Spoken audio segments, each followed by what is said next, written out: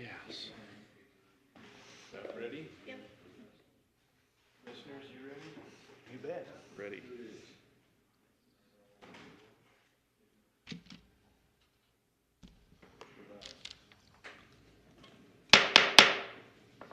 Welcome everyone to the Cache County Planning Commission meeting for the 3rd of November. We begin our meetings with opening remarks and the pledge, and this evening Jason Watterson has agreed to provide those for us. I will do my opening remarks in the form of a prayer, after which I'd invite you to join me in the Pledge of Allegiance. Our Heavenly Father, we're grateful for this beautiful fall day. We're grateful for the blessing of living in this wonderful community, and for the opportunity that we have to interact with each other and work to make a better country and a better community. And we ask you to bless our thoughts and our decisions tonight, that we might make those for the benefit of all those, and for the most benefit of those in this community, and for those in the future that will benefit from those decisions that we make. And we ask for these blessings in the name of Jesus Christ. Amen.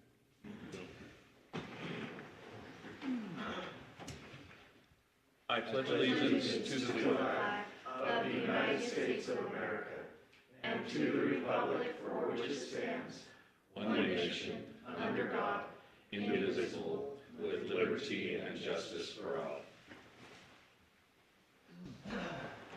Jason. So we have on our agenda, the next item is the review and approval of the agenda. The only thing I would like to, are there any changes from staff? No. Okay. The only thing I would like to do is, before we jump into regular action items, is to appoint a new vice chair for the commission. So any other changes or questions on the agenda? There's a vacancy in the vice chair. Yes, there is. So Melinda has resigned from being the vice chair, and she's still a planning commissioner. So yeah, we'll appoint a new one. Any other changes to the agenda? Okay, without objection, we'll approve the agenda as amended. The next item is review and approval of the minutes. Mr. Chairman, I'd move that we approve the minutes from our October meeting as so presented. Second the motion. Got a motion and a second. Any further discussion? Anybody find anything that needs to be changed or edited? Like not. All those in favor say aye. Aye. All those opposed? Okay, so we approve the minutes unanimously. So before we get into our regular action items, as I mentioned, Commissioner Green resigned from her vice chair position, so we have a vacancy, and I need to appoint a new vice chair. We've had a discussion before the meeting amongst the commissioners, and Brandon has volunteered to serve as vice chair, and assuming that's acceptable to everyone else, I'm going to appoint Brandon as our vice chair. We do have elections coming up next month, and so we'll revisit this item at that time. So anyone opposed to that appointment? Okay, all right. You're now the vice chair. No, we're good. We're good, because I can appoint him. And so, without objection, we'll have Brandon serve as vice chair. That's relevant because item number 3, I have a personal and financial interest in, and so I will be excusing myself from that item on the commission. And as we go through that one, I won't participate. Okay? All right. So moving into our regular action items, right on schedule. First item is the Carlton Soccer Conditional Use Permit. A request to amend the letter of intent and site plan for the project. So we're going to have a staff report for that item, Angie? Yes, Tim? Tim will take care of Thanks. All right, thank you. So this is proposed amendment, the first amendment to the Carlson Soccer conditional use permit, which was approved about a year ago. And the applicant, Morgan Carlson's here. And really, it's a simple request, relates to, I'll just reorient you to the site. Some of you may have driven by and seen the property. They're still working on fulfillment of a few more conditions. And here's the original site plan approved. You see the parking. There are 122 spaces, but required is the range between 115 and 122. And then in the center there, you see F, which was an anticipated location of garbage cans or trash receptacles.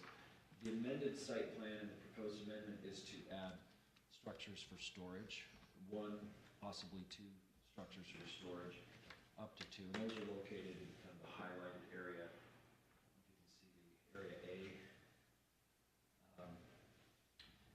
At either end of the parking. It does take out 2 parking spaces to the north. At the most 3 parking spaces, but we're still within that 115 to 122 required range. And then also either end, labeled as letter B, is the anticipated updated area for trash receptacles. Excuse me, no, those are portable restrooms. My bad. I apologize. So portable restrooms is B, and then the trash receptacle is the also located as B. So that needs to be corrected. It's there, the toilet, portable toilets B, and then C is the trash receptacle location. So I'm glad we caught that. And then the specific condition update is that noted to the trash bins that those are located, and I think the word within locations depicted on the attached site plan to clarify that updated anticipated location or two. And then condition 8, that any storage structure shall be located within the required building setbacks, and those are located within 30 feet of the front property line. And the required side yard setback would actually be 12 feet, but they're proposing it closer to the parking area as depicted on the site plan. So that would be the amendments, and just wonder if there's any questions or discussion. Any questions for staff, commissioners? Tim, do you know if they got the deal with the fence resolved on that? The location of it specifically? Yeah, on the north. It looks really good, but It's being discussed with Public Works as the specific location and where that's finalized. the improvements that's been made there looks great. Just one minor point, and maybe I'm incorrect on this. Is the street on the diagram labeled incorrectly? Shouldn't that be 4200 north? Yes. It says west. Minor detail. Detail to catch, and I believe on the original site plan needs to be corrected. So. And from a public works standpoint, and this is off to the side, I just know in other areas where we've seen this, parking along the roads becomes an issue. Matt, have you looked at that from as far as posting no parking along that? I know it's a fairly narrow. That street that fronts onto the east That's Hyde Park. part, we don't have any jurisdiction over that. 4200 was the one I was wondering. 4200 north, I think the condition is to have a fence along there, so, It would discourage people from parking there. yeah. I'm just, thinking there's still a significant amount of agricultural equipment that goes along there and traffic. So just an observation. If there is parking issues, we would probably go post it. Okay. Right now, we don't have any plans to post it, there's no parking from a public works standpoint. If the fence stays where it's at, no one is going to park there.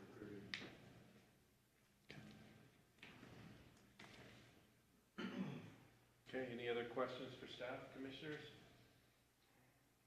Commissioners, if I may, the primary focus of this amendment was to allow for the storage structures, and then secondary to that became refining on the site plan where the trash receptacle is and the restrooms. So this was kind of worked up issue after another, and so I think some text specific to the location of the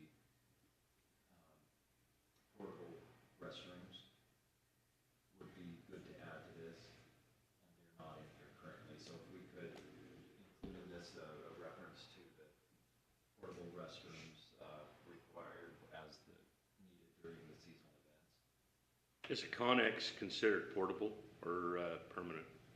It's portable. So it'd be a condition 9 referencing the portable restrooms. I thought I read that in there. There was a mention of it. Why would we need to have the extra in there if they're portable? Connex is on the next page. Right there. So we have trash bins in 6, condition 6.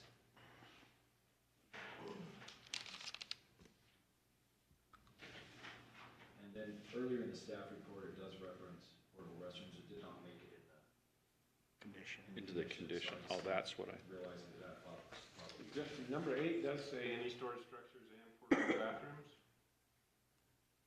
Is that what you're looking for? setbacks. Yeah, I think it has it. Shall be provided sufficient for demand during seasonal operation. Okay, thank you. I think you're good I there. thought I'd read that.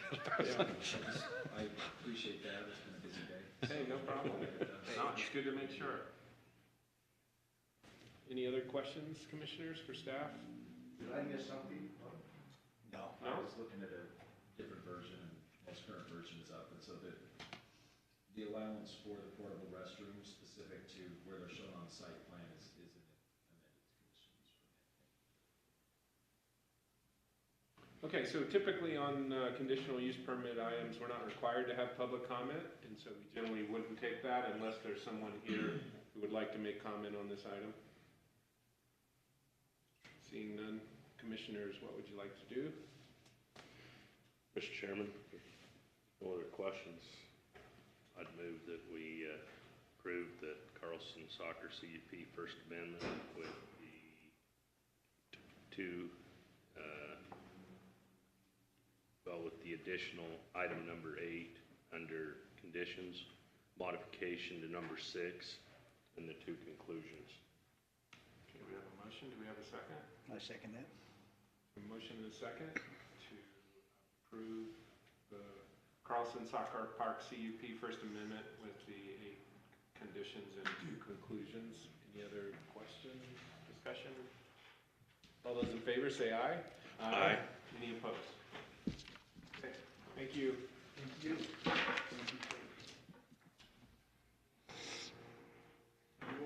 We actually should have probably had, we actually should. Sure, please come on up My bad. while Angie, you can go ahead and dial us in. I apologize, Matt. Thanks, Matt. Brady, you had asked about the fence, so I didn't know if it would be appropriate or if it would be good to update the plan commission on the fence. The fence was constructed with no encroachment permit, Hi. and the current fence is in violation of the road standards. The type of fence and the proximity to the edge of the roadway. So a violation letter was sent to the developer, the owner, requesting them to come in and get a permit and work with Public Works to correct the violation. His fence is only 7 feet from the edge of the road. Our clear zone for that road at a 55 mile an hour would be more like 15 or 20. And the code, the road manual code says that in no case can a fence be, in the right of way, or, certain fences can be in the right of way, but in no case can it be closer than the clear zone. So in his case, the fence does have a little bit of leeway that it doesn't have to be on the property line. It could be a little closer. Most of the time that encroachment into the right of way is reserved for barbed wire fences and for grading. And it specifically mentions ornamental type fences. There is no leeway. It is at the property line. In his case, there is a little bit of leeway, but in no case can that fence be any closer than whatever the clear zone requirement is. And so we've subsequently had a request to reduce the speed along that road in an effort to maybe shrink that clear zone that clear zone requirement is gonna be more than the 7 feet where the fence currently is. So, So he'll have to move it one way or the other. Mr. Chairman, no, Go ahead. for Matt, should we not then have approved this tonight? And pending that, It's or a is this separate separate issue, issue? 'cause the CUP you approved just requires some kind of a screening for errant balls and kids along that road, so this is outside the CUP, it's just someone working in the right of way. And so we're just trying to work on correcting that violation. And if, you know, he's got the fence, it meets your CUP, it just happens to be in the wrong spot. So, they're two separate issues. Okay. Thanks, Matt. Thanks, Matt.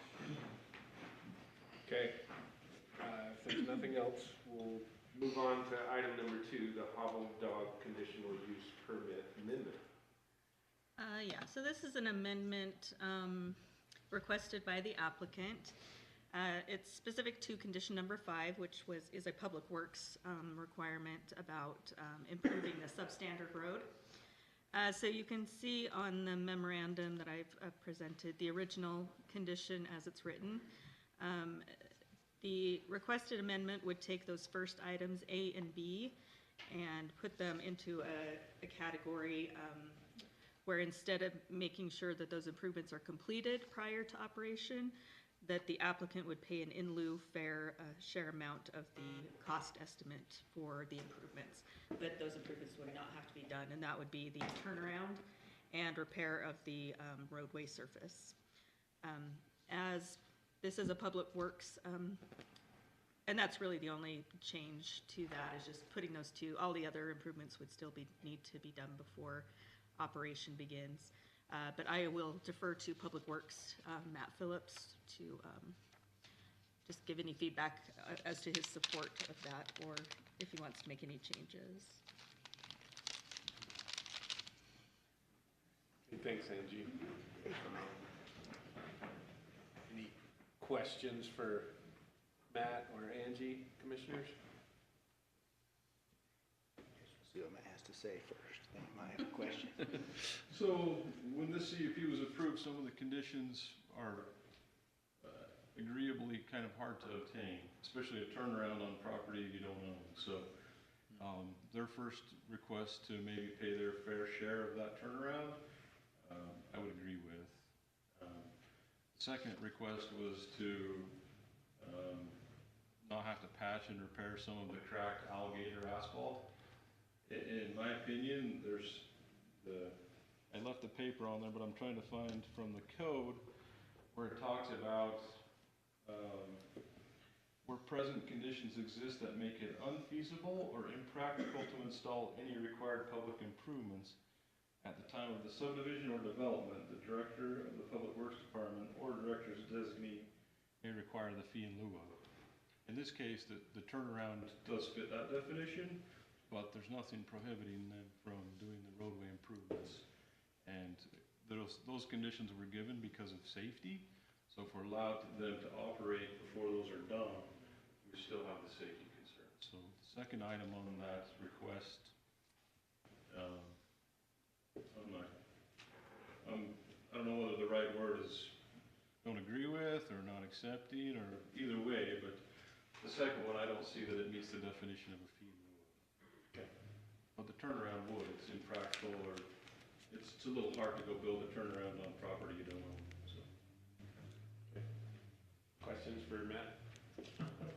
So is that, I remember the turnaround, was it mainly for snowplow county equipment to get down there, make it easier for them to work It down is. there? It's a little of everything, right? Now we've put some traffic counters on there, and that little teeny road is getting like 180 cars, something crazy number. There's trucks, there's a lot of stuff, but if people are coming down there and they're closed, or they missed a turn, or just for snowplow, garbage, all that increased traffic, you have nowhere to turn around. So from a safety, is it substandard, all those types of things we're looking at to see if we're gonna allow development in an area. So it is part of it is snowplow maintenance, but it is just general circulation. There is nowhere for cars to turn around. Not many cars are going down there. So Matt, in relation to applicant's request to modify number 5, with what you've said then, are you okay with their proposal, being that they pay in lieu for the construction of the turnaround? But who owns that land, and do you already hold the easements, or have you gotta get that all done? We don't have any easements to that. So that's gonna have to come back to probably the council. The council is the only one that can approve those type of easements, so we'd have to go out, work with those property owners, work with all that. It could take a while to secure all that, and then go to construction and actually build that turnaround. I just have a question on the alligator cracking. This is a repair of an existing surface. Generally, my understanding has been, you know, we look at improvements where we have to widen or do those. I wasn't familiar with this requiring repair of existing surfaces before this. Is that just my lack of understanding on that? Is that something that we regularly do? So again, when we wrote the conditions for Public Works, we analyzed this roadway as far as safety, bringing in new businesses, development, and we identified a lot of the safety concerns or the issues that need to be addressed before we allow, expansion or development in this area. So that was one of the things that we put in there, saying, hey, there's site clearance issues, there's drainage issues, there's alligator tracking, there's turnaround. All those conditions were given to the applicants. So a lot of the alligator tracking is along the frontage of their property, but either the county needs to address it or the developer needs to address it. And in this case, if they're asking for that to be a fee in lieu of, it doesn't fit the definition, so I can't approve it as a fee in lieu of. So before they're operational, those things need to be fixed. Currently, the planning commission gave those conditions to them, so you would take that whole condition off, but as it sits, I can't modify it for fee in lieu. But it is either somewhere before they're operational and we're sending, visitors and wine tasters and all that down that road, these issues need to be addressed. Okay. And would it be just for the portion of the roadway in front of their property? That's the They'd be worst. responsible That is the for? worst one. The road is actually coming apart, and you have big chunks of asphalt that are just kind of all over, so it is a safety concern. So. But most of that is in front of their property, so as they do have some frontage improvements, and that falls a lot right along with that. If it was maybe a half a mile away or something, I would see. I don't. From an engineering standpoint and safety standpoint, the road needs some repairs. So how those get taken care of. That's what's concerning to me. If we got that high volume of traffic on the road, even if without the CUP, the road Needs to be repaired. So part of the reason why the road is falling apart right there is drainage. And since they've been approved just recently, there's an irrigation ditch, a concrete line ditch that runs along that whole length of that road that hasn't been used for, don't quote me on this, but like 20 years. And so the applicant has actually removed that along the whole frontage of their property. So they've done a lot of work to try to alleviate that drainage. Once that drainage is gone from ponding along the road, there's been ice dams, standing water along the road, and it's just ruined the road in that area. So they've already added to making that a safer road. It's just now there's got to be, someone's got to come and overlay it, or in the process of fixing the shoulder and stuff along there. It's maybe 200-foot section. So, the entire width of the road, or just sort of along the edge? No, it's probably 5 or 6 feet into the travel lanes on the north side. It's just kind of where that ponding has been for the last 20 years. So is that from the county standpoint, is it, we talked about when we were doing the road manual and all that, trying to avoid the patchwork going down. I mean, rather than make everything uniform, is that from the county? This is kind of that. One of the main reasons for that patchwork was asphalt gravel.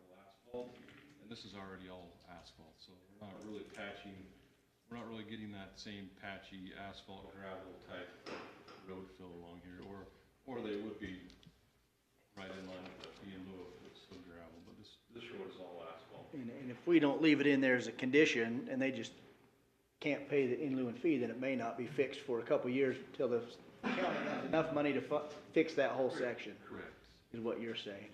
exactly. So if it's not a condition, you don't have any, Yeah, I mean, when a Wait a- development comes in, right, the county can, go out and program capital improvements, but we can't just run around behind all the development and fix all the issues, so. But I also feel like I'm trying to do my job and due diligence is that we can't allow development to go in areas where it's not safe either, so. It's kind of this, is it county, is it developer, and we're trying to juggle those exactions and what we can, so. Mr. Chairman, so, based off of our, detail provided us tonight, obviously the condition was approved as is.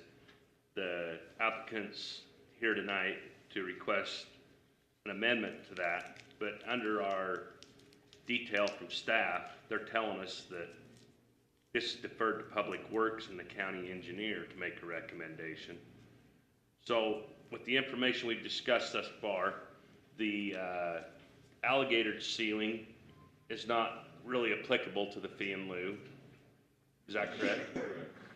And as we look at the parcel map showing this, so yes, that road definitely dead ends, so to speak. Well, I guess it continues on going over to another private property owner, but have you envisioned where the circle would even go or how that would be approached?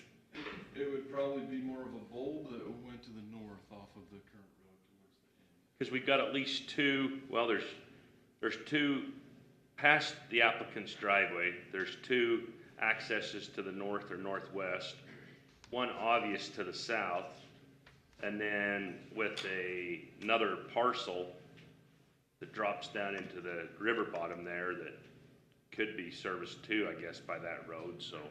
Yeah, there is a river bottoms. There's quite a few people down there. This isn't a new issue. It's just, again, it goes back to this. If there's so many substandard things on roads, then my advice would be either we say no, hey, this is, not until this is brought up to standard, or hey, if you want to develop, these are the things that need to be handled from a safety and a transportational. But right now, we don't know. We go to those property owners and they say, take a hike. Then where do we go? But we, just for the planning commission, we're working on our transportation master plan currently. And just in this area, we've identified about 27 turnarounds that are needed on dead-end roads. So when we get through the whole county, you're gonna be up into the hundreds. So which ones do we start with, right? The ones that are, we have willing participants, we have land, we have development. That list is long and tedious. So out of respect for you as the engineer and over the roads, what do you propose we do? Do we remove it as a condition? Or what do we do to satisfy both the applicant and the county? So the first one that they're requesting is that they pay their fair share of the turnaround. I think that is fair and it fits with the fee in lieu. So I would agree with that and recommend that to approve that change to the condition. The second one, it doesn't fit the fee in lieu of, so I can't approve it based on what they requested, saying that they want to pay their fair share of it and use a fee in lieu for that. I can't approve that because it doesn't fit the definition. so we would leave that one in as a condition. That one has to stay. If they want to come back and try to negotiate it a different way or propose a different amendment, that would be up to them. But as it sits, I can't approve that one based on it being a fair share of a fee in lieu of, because it doesn't fit the fee in lieu of definition, that it's unfeasible, or that it's prohibitive for them to construct it right now. So like a gravel road, right? It's not getting anywhere, or we're doing some fee in lieu ofs for other roads where it's not feasible for other people to construct it. So in my opinion, it doesn't fit the definition of fee in lieu. You mentioned too that in reference to the not meeting the fee in lieu, if there's further discussion after tonight, it's best that discussion happen between the applicant and you, right? It can, our condition's gonna stand as approved, that those repairs need to be done before they are open for operation. Other questions, commissioners? Maybe just, oh, go ahead. There's other conditions above that too, you know, those aren't easy either. The site distance is also another hard one, right? That's cutting trees down, that's posting the stop sign, right? So a lot of these, the Public Works Department is going to participate, help them, but when it comes to building a turnaround and fixing the road, it's not programmed in, and we can't chase development. Our budgets are out 18 months, our capital improvements are out of way, so, yeah, we're gonna try to prioritize it, but I don't have any guess of when we would get there to do the turnaround, or when we'd be able to fix the alligator tracks, so. Just one clarification on that, and this may be more for Tim, but in the fee in lieu, this is a problematic turnaround, so it may take a significant amount of time, or it may not happen because of property issues. And given that fee would revert back to the owner.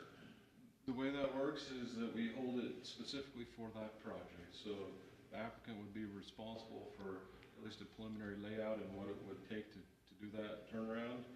And if they wanted to pay their fair share of that, great. That money would be tied specifically to that turnaround, and we would hold it for 12 years. So if that turnaround's never built in 12 years, the applicant would get their money back. Thank you. Anything else, commissioners?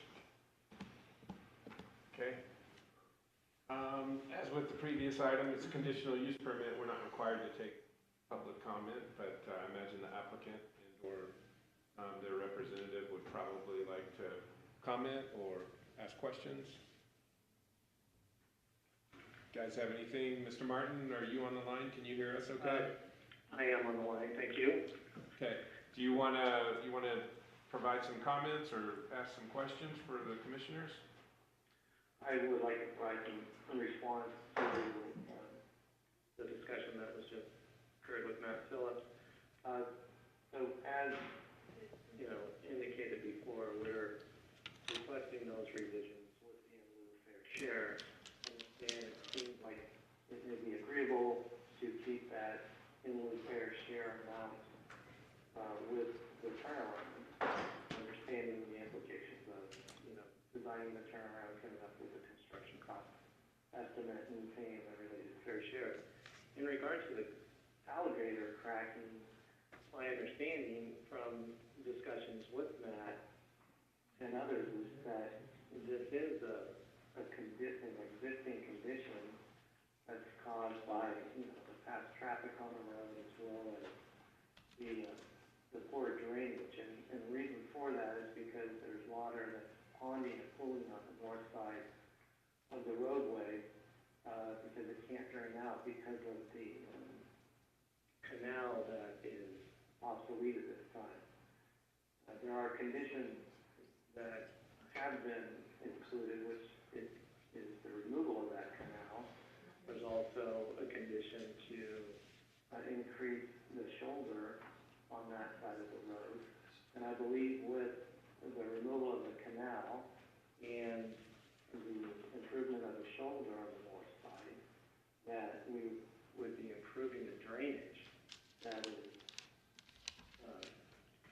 maybe not causing, but adding to the alligator cracking. I don't think this is really a repair that should be solely a burden to Hubbledock Cidery, because the cidery really isn't increasing the impacts that cause this condition. Now, it will increase traffic on the road, but is it, should they be responsible for the entire repair? I don't think that's really fair and applicable to the applicant. So my recommendation would be to remove that condition, since Matt can't agree to the in lieu fair share based on regulations or criteria that he's governed by. Okay, questions for Mr. Martin, commissioners? Okay, anything else, Mr. Martin, for now? No, that is it. Okay. Did you guys want to add to anything, or you can, you don't have to. No, I think it's pretty much been covered. Okay, all right. Is there anyone else here this evening who would like to speak on this item? Okay, seeing none, commissioners, what would you like to do? You got other questions for Mr. Martin or Mr. Phillips?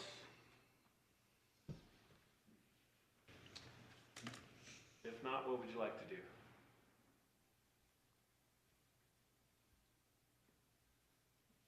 I would just say I struggle with this one because of what Mr. Martin said as far as this is an existing condition. That's my question there, and what our normal process is to do these types of things. The other side of it is a safety issue. We can see there that, you know, given a winter of freeze thaw, that road will probably fall apart, and it is a safety issue. So that's my conundrum is that side of it. It needs to be done, but I do struggle with that because, as Mr. Martin said, they're not the only ones that are using this road, and probably we're not the cause of that damage. So that's my challenge. Looking at some of these homes down there, well, the ones that are there that access the home of the applicant and the other two that are obviously past them, serviced by that road, built in the 60s and 70s. So we have no new construction down there. There's obviously other properties that are accessed by the same road, but I hear Matt's concern from the county, and I appreciate that, but I also hear Jason's, and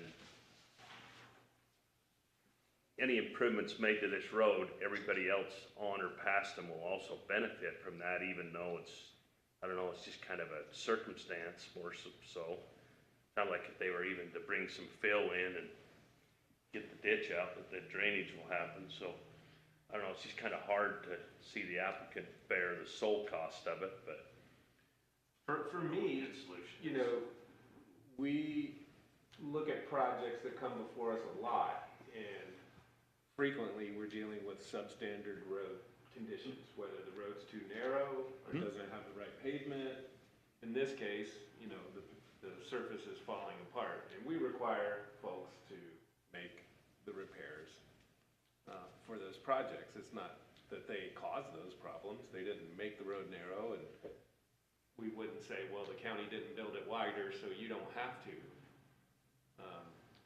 So I see that perspective also. And I also see the points you guys have made.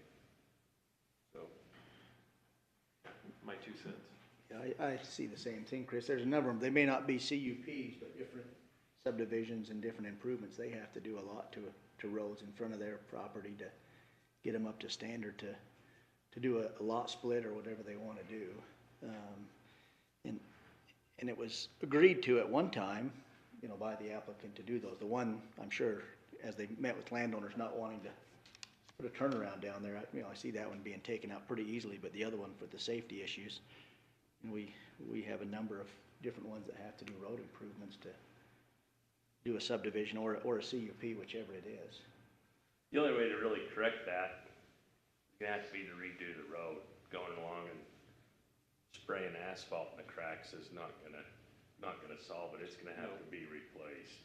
The pavement will have to be Pulled out. Drainage redone, road rebuilt. resurfaced as a minimum, I would think. Resurfaced, correct. That kind of gives you a little perspective on kind of the length and width and everything else. Yeah, you see it is mostly on that north side. I have a feeling, Matt, let me ask the question this way, and maybe this isn't fair, but like, if our rules allowed for an in lieu fee option for this particular condition, is that something we would consider? Or that would make sense, or is this sort of situation beyond, you know, outside of what would make sense for an in lieu fee situation? I think we're pushing the boundaries of what that was intended for. Because it won't correct this problem. And it'll still be a safety hazard. Right. And if we did an in lieu fee, in the absence of this CUP, Matt's gonna be out there patching that this winter or springtime. Matt, you may have already told us too, but does this problem exist past their property line, or is it just their property line? You're seeing probably the extent of it, and I might even default to the applicant a little bit since they're familiar with the kind of the stretch of that, but I think we're seeing the majority of it and the worst part. I would agree with that, And that's all in front of your property? yeah.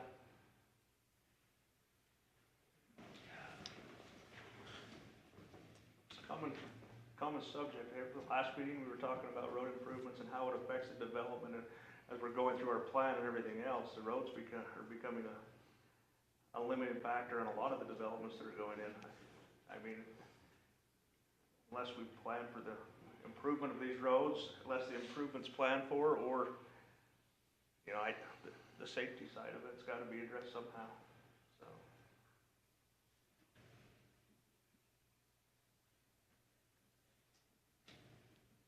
With our current ordinances, I don't see that it leaves us an option. It's gonna have to be dealt with. You know, that was one of the things that we did do was try to not do it before, like, their conditional use was approved. So we tried to extend that before operational, just so that if we do have a chance, we've tried to provide any leeway there of, you know, support from the county.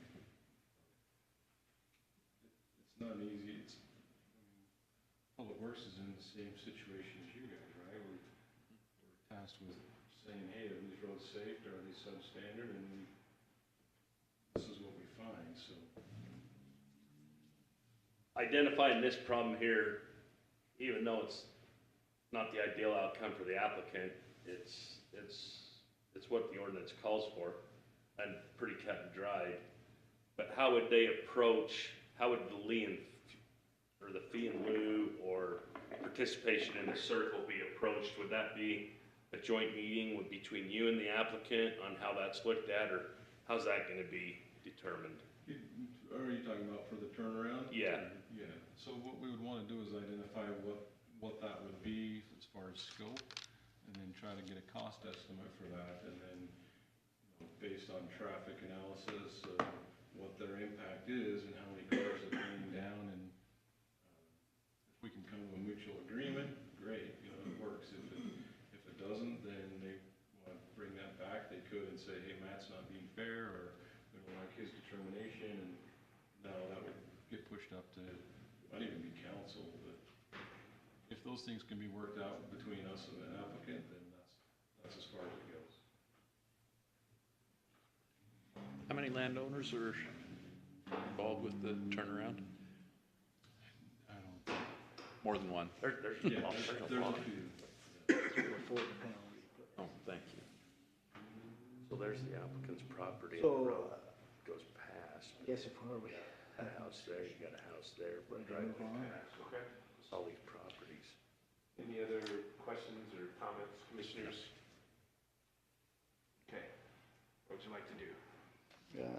I would make a recommendation that we take item A to construct the turnaround out and add it to the 5.2. Prior to operation, the applicant must pay an in lieu fee share amount for that turnaround, but leave B, repair the roadway surface after discussions with Matt, that's about, has to stay in there. That would be my recommendation. That would That's be your your motion? motion, as we're the final decision makers on conditional use permit. So just clarify that one more time. So when you're referring to A, are you referring to 5.2? No, A, under the original condition, Okay, leave A. No, take A out and put it, it becomes 5.2.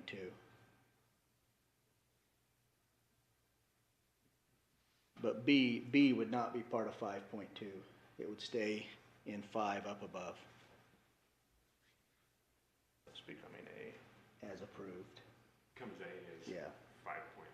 8100 south and 4th west. No, West. So unless I'm wrong, 8100 south and 4th west is, that's C originally. yeah, it's a couple blocks, 3 blocks away from it. Is that accurate on that address? Cutting trees out, or is that what that was for?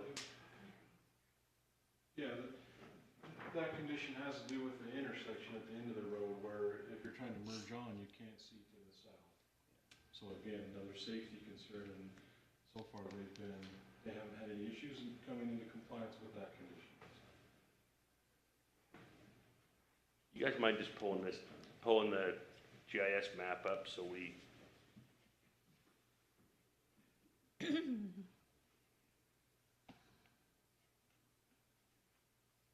So the applicant's property's right there, yeah. And so that's not 8100 south and 4th west right there.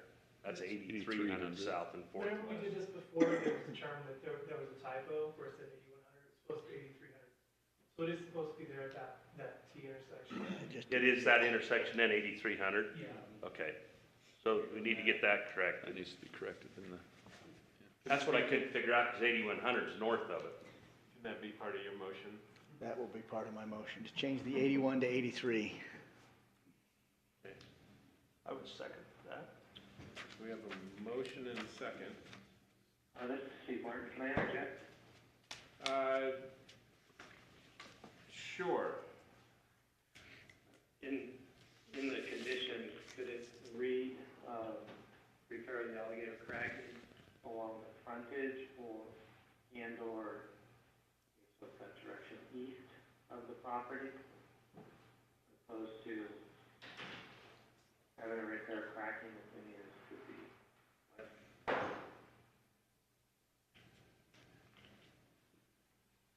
I almost see it on There's that no map. traffic from the project coming from the west. Doesn't say east or west now. Yeah, but then you have, It's just blanket right now for the roadway. I think there should be some boundaries on it. Should we, Matt, you did indicate their side of the, Yeah, the pictures, in the frontage of their property, I mean, is that an appropriate clarification? I would be fine with that change, yes. Okay. So we're looking to amend the wording there on the repair of roadway surface areas with alligator cracking and damage along the frontage of the parcel. Does that sound correct, Mr. Martin? That's correct, thank you. Okay. Are you okay with that, Mr. Dow? yeah, I'll make that Hey, amendment. I'm a slow processor. Would it be okay with you if we worked with our original 5? Yeah, that's the one I was working with. Okay, the good. top one. So A, I'm following you now. A will be removed. A will be That's a moved fee down to in lieu. 5.2, It'll go to 5.2, fee in lieu, and B will stay in there with the amendment that frontage. it is along the frontage of the applicant's parcel. C's gotta be corrected on our original from 8100 to 8300 south. Yep. 4th west. And then everything else remains. Yeah, it still has to be, part of the amendment, so it'll be numbered 5.1 and 5.2, but yes, those are the changes.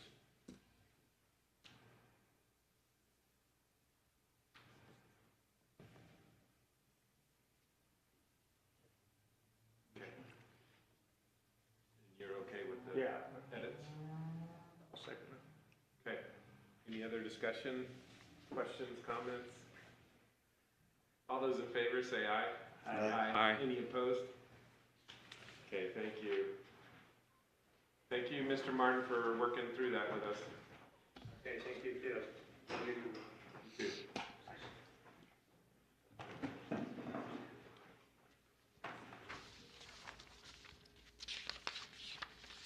Okay, commissioners, this next item, I will need to excuse myself from the commission for that. And so I will hand the gavel over to Brandon and take my position in the audience.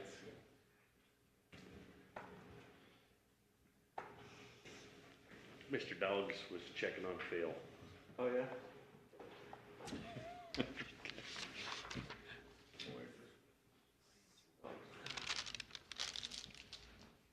We should probably wait for Need to, or else we don't have a full.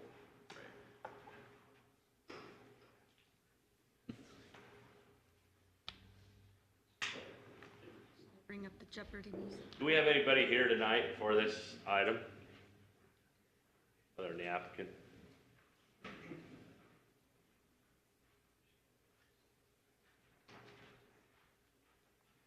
Taylor. Question.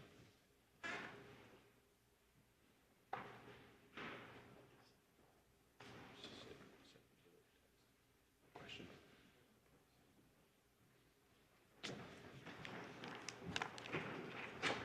Welcome back. Yeah. Speed break. We'll now move forward with the staff report, and you have that, or just? I do, yes. So this is the Sandcastle Ranch rezone. It's a request to rezone 5 acres from the agricultural zone to the rural 2 RU2 zone. The rezone would allow the parcel to be legally divided into a maximum potential of 2 separate lots. The current zone, A10, allows for just the 1 buildable lot. Staff has identified some general information as it pertains to the property to assist the Planning Commission and County Council at arriving at a decision. The parcel is legal as it is in the same size and configuration as of August of 2008. As you can see from the contextual map here, within immediately adjacent, there are 4 parcels with a home and an average lot size of 4.9 acres. When you expand that to a quarter-mile buffer, there are 11 parcels with a home with an average of 3.9 acres. And then as we expand to half an acre, we get 29 parcels with a home and an average lot size of 7.5 acres. As mentioned, the property under the current zone cannot be further divided. The rezone would allow just 1 additional buildable lot, including the one that's existing. Properties adjacent to the subject rezone are primarily used for agricultural purposes with a few single-family dwellings. The closest Logan City boundary is located approximately 1.4 miles east of the subject property along 600 South, and Mendon, the closest boundary, is approximately 3 miles to the west along Mendon Road, 600 South. As identified by the Planning Commission and County Council, until the general plan's adopted, the intended anticipated placement of this zone is in areas of unincorporated county adjacent to municipalities. The nearest RU2 zone is actually immediately south of the subject property. That zone was approved as the Whittier rezone on 5 acres in 2016, and then subsequently a 2-lot subdivision was approved later that year. The next closest RU2 zone is approximately 1.85 miles away as the crow flies. It was approved in 2013 as the Dogs Minor subdivision rezone. The original subdivision was approved in 2000 as a 3-lot subdivision on 12.8 acres under a different subdivision code that allowed for higher density in the A10 zone. After that rezone was approved, subdivision amendment was recorded in 2014, creating a 4th lot, but no additional lots have been created since then. The next closest RU2 zones are located adjacent to the boundaries of Mendon. And those are more recent approvals, 2021 through 2018. Again, those were immediately adjacent to the Mendon City boundary. Looking at access, the primary access to the subject property is from 3200 West. It's an existing county facility that provides access to a few residential dwellings, ag, and a farm. Is classified as a minor local road. Is paved, double chipped, and is approximately 17 to 18 feet wide. It's currently a dead end that kind of meanders through a farm operation to the north. And is considered substandard to the standards of a minor local road as to right-of-way, travel lane width, paved and gravel shoulders, and clear zones. The surface material is considered okay, and structural condition is fair per the county engineer's review. Public notice was sent out and posted online and in the required public places. At this time, no public comments have been received for this proposal. So staff has not made a recommendation, but has provided some draft recommendations for approval or denial to County Council that Planning Commission can base their decision on. With that, that concludes staff's report. Thank you. Any comments from the commission?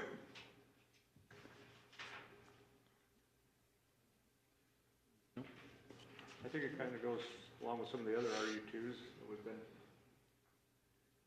Do we need to open a public hearing? Oh, it's a public hearing? It is a public hearing. Okay. I'd make a motion that we open the public hearing. Second motion? We have a motion, we have a second. All in favor? Aye. The public hearing is now open. Do we have anybody here to address us? I'm happy to jump in as the applicant now, or That'd be great. whatever appropriate.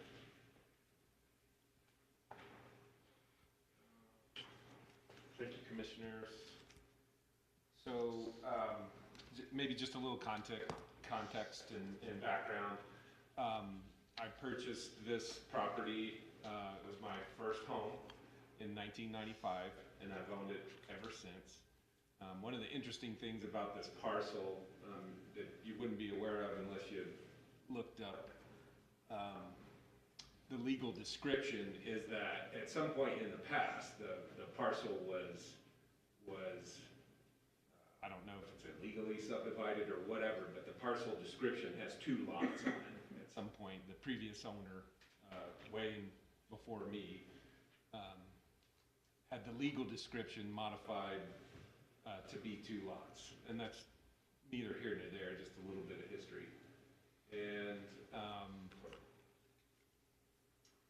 it's too small to farm. It's too small for greenbelt. It's on a dead-end road, and obviously my neighbor had rezoned, and that was approved by the commission back in 2016, as Angie mentioned. This is simply a lot split. I'm not a developer or a real estate agent, and but I do have 3 kids, and own this parcel, and it's paid off, and I would like to have the option at some point in the future to be able to build another home on it, and so that's why I've requested for the rezone, given the current market and that sort of thing, and I have selfish reasons for my family to be able to have that option at some point down the road. So I don't have any immediate plans to subdivide it now, but at least wanted to get through this process to consider whether or not that's going to be an option for me.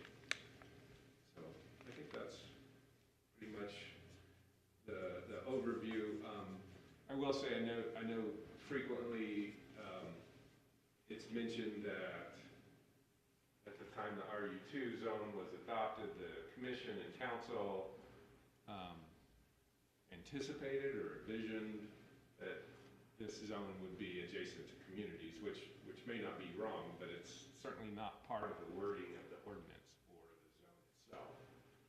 And so, from what I've seen from the commission over the years, the commission, rightly so, looks at each project on its own merits and determines whether or not it fits, is part of sort of the ongoing growth and development, and certainly in this part of Young Ward, and other areas of Cache County, with these smaller parcels, maybe this sort of use makes sense. And so that's why I've proposed it, and happy to answer any questions you guys have.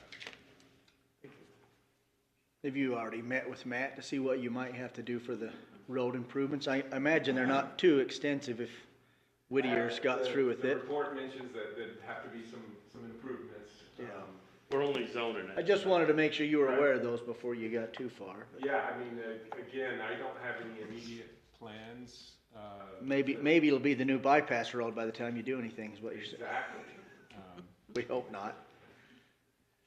But I don't know, I don't even know if staff has looked at it close enough to see what would be required. It's according to the report, it's 17 to 18 feet of pavement now, and I haven't been out there to measure it. That's presumably Matt has, and so I would assume for this level of road, it would need to be 20 feet with shoulders. And so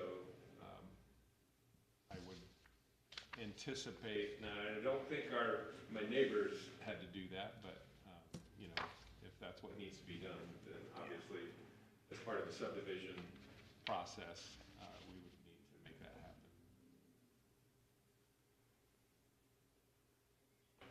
Pretty good, I can address it.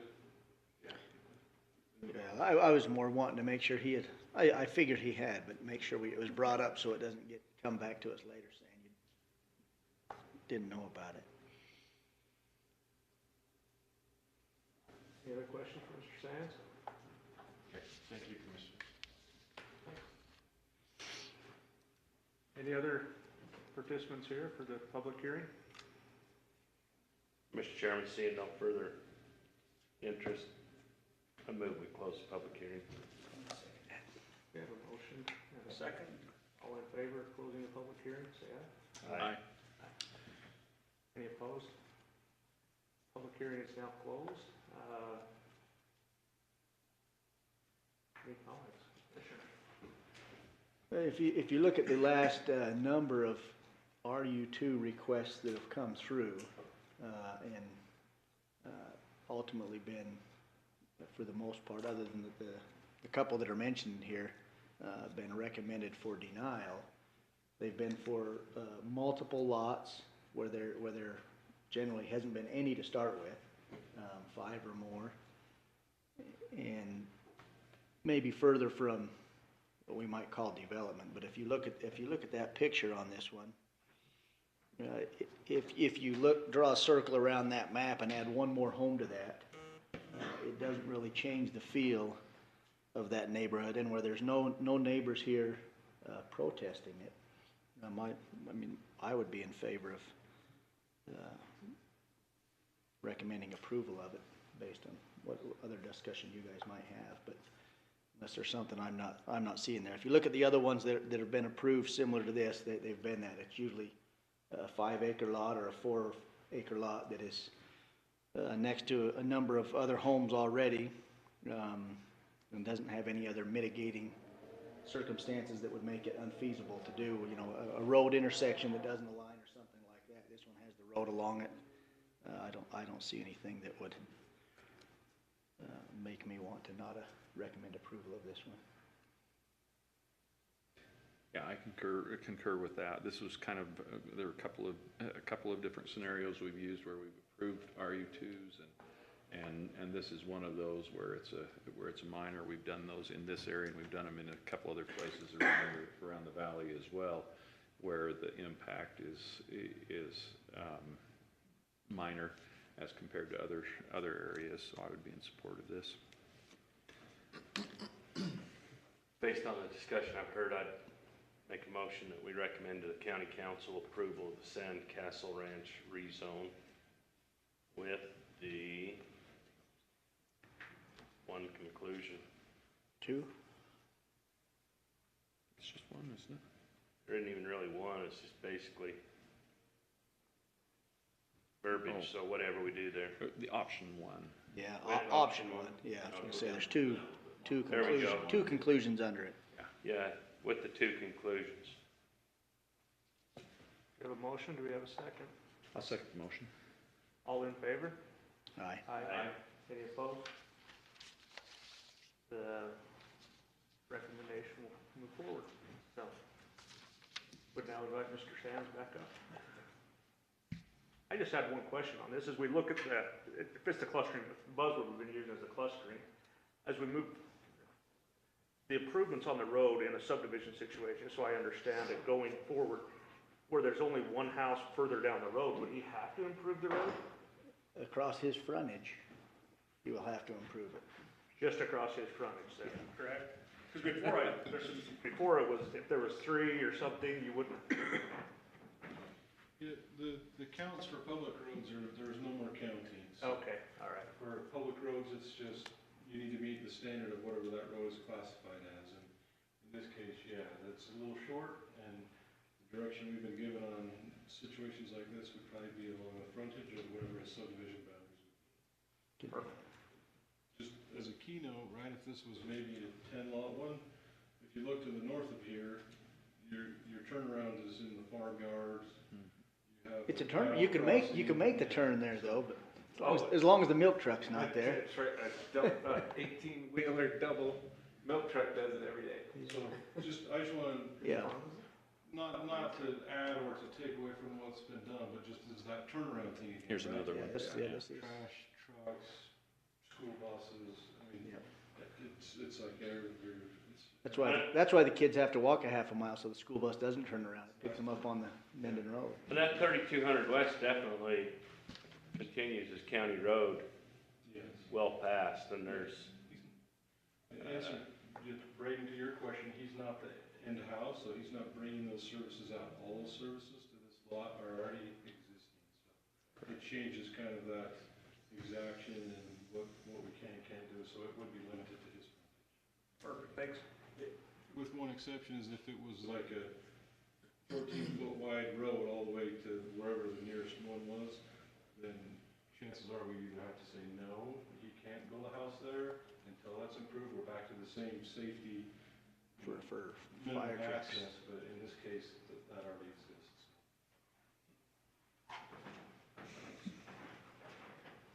Okay. Transfer it back. You didn't want to keep that very long. Thanks, Brandon. Okay, so the next item on our agenda is item number 4, the ordinance change. Yes, so this is a discussion item. We've had an applicant submit a request to change ordinance, specifically general definitions for developable acreage. And it arose from these 2 properties here. So 182.6 and 32 originally was 120-acre parcel. They've gone to the recorder's office and divided it, so we see those as restricted. So in order to build on it, they do have to go through the subdivision process. In the A10 zone, however, actually in all of our zones, developable acreage, when we look at that, we take out any sensitive areas such as steep slopes or wetlands and road dedications. So in this case, because it's exactly 20 acres with that required road dedication, there are no other sensitive areas, but with the required road dedication along here, it would drop them below the net 20 needed to build 2 buildable lots, and they would only be allowed 1 buildable lot. So they are requesting a change to the developable acreage.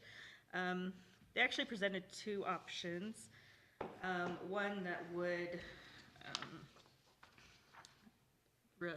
allow areas dedicated to the public right-of-way to be included in developable acreage in the A10 zone only. And then their second option that they presented just removes that entirely, so it wouldn't apply to any of the zones. But those are the 2 main things to discuss. Again, we placed it as a discussion item first instead of a public hearing so that we can talk about impacts beyond just this single property owner and examine how it might impact the larger context of the county.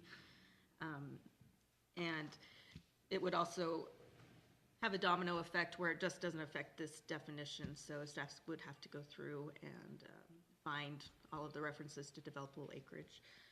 If this was something we wanted to support and move forward, then we would need to bundle that kind of all together so there weren't any missing pieces or contradictions in the code. But I believe the applicant is here and would like to speak, I believe. But yeah, that is kind of what we have going. So it would just be that road dedication that is a requirement that they provide to the county if they don't have sufficient right-of-way, which is typically 33 feet from the center line of the road, and just taking that, allowing that to be still included in net developable acreage instead of removing it. Angie, when did those parcels split or lot split take place? I think it was recently within the last, When? recently, I think within the last 12, 18 months, but I'm not exactly sure. Is this, so as an amendment or a change to the ordinance, it would be permanent going forward? It's not just for this one case. No. Is this a change that staff supports? And I believe the county engineer, if he wants to make another appearance, might have some comments on this. I mean, it is a requirement of the code, but then we also use it against them to take away from their, potential developable acreage. So I don't personally have an opinion one way or the other, but, and I don't think it would impact too many properties in the A10. There might be more impacts in the RU2 in those higher densities, but. Well, let's identify where this, so if I have a 10-acre parcel that borders a road today and I haven't deeded my easements, but I want to build a house on that parcel, I could still do that, can I, even though I've got to deed the 33 feet to the county? Because my original parcel's 10 acres. But if it took you under 10 acres, then you wouldn't. No, that's only in a subdivision. Yeah, So you if can just still do the had- one. So yeah, go ahead. Yeah, if you just had one parcel, the 10-acre thing is really only for creating additional parcels. Yeah, it's more if you have a 20-acre parcel. A half-acre minimum. So as long as it's a legal parcel that's been there since 2006, you can build on it, doesn't matter the size, even with the road dedication. But if you're trying to take that larger piece and create additional parcels through a subdivision process, then that's when it. That's where becomes an the reason I issue. asked that, that's where I have concern with this, is because people know that, so they do what these people, I'm not saying these people did it for this reason. But if somebody knowingly did that, I'll go in I'll go in today, I'll get a lot split on that. It's not illegal to do that, but since it wasn't recorded, it doesn't fit well with development. And then they come back and try to do this, I kind of have a problem with that. I don't think that's really the issue, because the only way that they can make this 2 buildable lots is to go through the subdivision process. Yeah. So they kind of did an ag split where you can go to the recorder's office and split it with new legal descriptions, but it does restrict it as far as development goes, so you can only use it for ag. So now they want to come back and build a home, maybe do 2 lots. But That's now where they I'm have to referring come- to though, is clarify. I mean, I don't have a problem with them splitting it ahead of time, but with what I'm understanding from you, if I've got over the 10 acres, if I got 20 or more, then the road dedication and such does have an impact on that total acreage. Yeah, if they're bordering that, because we don't round up on the density, right? So if they have the 20 acres, as in this scenario, and they have to give a half an acre for road dedication, that puts them at 19 and a half. We can't round up to 20, so they don't have the full 10 acres per lot in order to create that subdivision.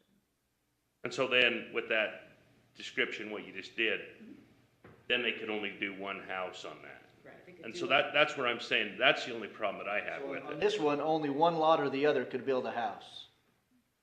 Only one of those 2 lots could be, Actually, they would have to be merged back Yeah, together. be to a build buildable a lot. house on it. So To live the that's rest. not what they're trying to do here, is get this approved to build 2 houses on it? yeah. Well, there's their intent to do a subdivision for 2 lots, but they've come into the issue with the ordinance that, with the road dedication requirement, since they are at exactly 20.0 acres, any road dedication brings them below that 20, and so they could only get 1 buildable lot.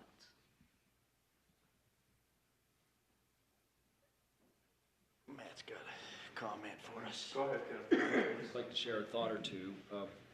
It's nice just to have some calm and discussion focused on this and not be amid all the phone calls and everything that we experience every day, so it's just great to have this discussion with you. But one thing that's standing out to me now, just a couple of perspectives, and one is this site itself, and it's easy to visualize other properties like this that are plus or minus 20 acres that could potentially split in an A10 context. I don't think that if this was 20 and a half acres or 20.75 and they just barely had enough acreage and the density was calculated after the right of way, I don't think that anyone could drive by and perceive the difference between something that's just above 20 acres or just below. They're not going to perceive that. So but in terms of a broader sense, I've been just with the general plan focus and contemplating ordinance updates for potential cluster or transferable development rates. Depending on how those ordinances are written, it could be driven more by how much open space is preserved, right? That the number of lots achieved is, or the density bonus to achieve more above the A10, for example. So you've got 80 acres and you could get 7 to 8, but if the ordinance is written that there could be a X% density bonus if X% of property open space is preserved, then it's less about what the lot size is exactly, and it's more about what the percentage of open space is and the design merits of it. So in that sense, it could render the right-of-way balance of the equation less significant. That's just a Well, and I futuristic think thought. even in that scenario though, with that clustering one, it's gotta be a lot more clustered than that, right? If you have an 80 acre parcel that you can get 8 lots off, and we're gonna say cluster it and we'll give you 10 lots, even if you do 8 lots or 10 lots, 98% of that ground is still open space, right? They're only building 10 homes on 80 acres. You're not gonna notice the difference if there's 8 homes or 10 homes on the 80 acres.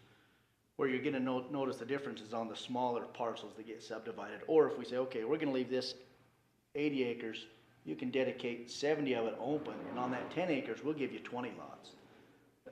I think something grander scale, if it's just a couple, most of it's open space anyways, in these bigger parcels. But as we get to the smaller ones, I think this becomes, to me, I like the option too, because as lots were made and farms were split over the years, a lot of those are split on the 10 acre increments, 10, 20, 30, or pretty close to that, right? They're not 20.5 acres, they're 20.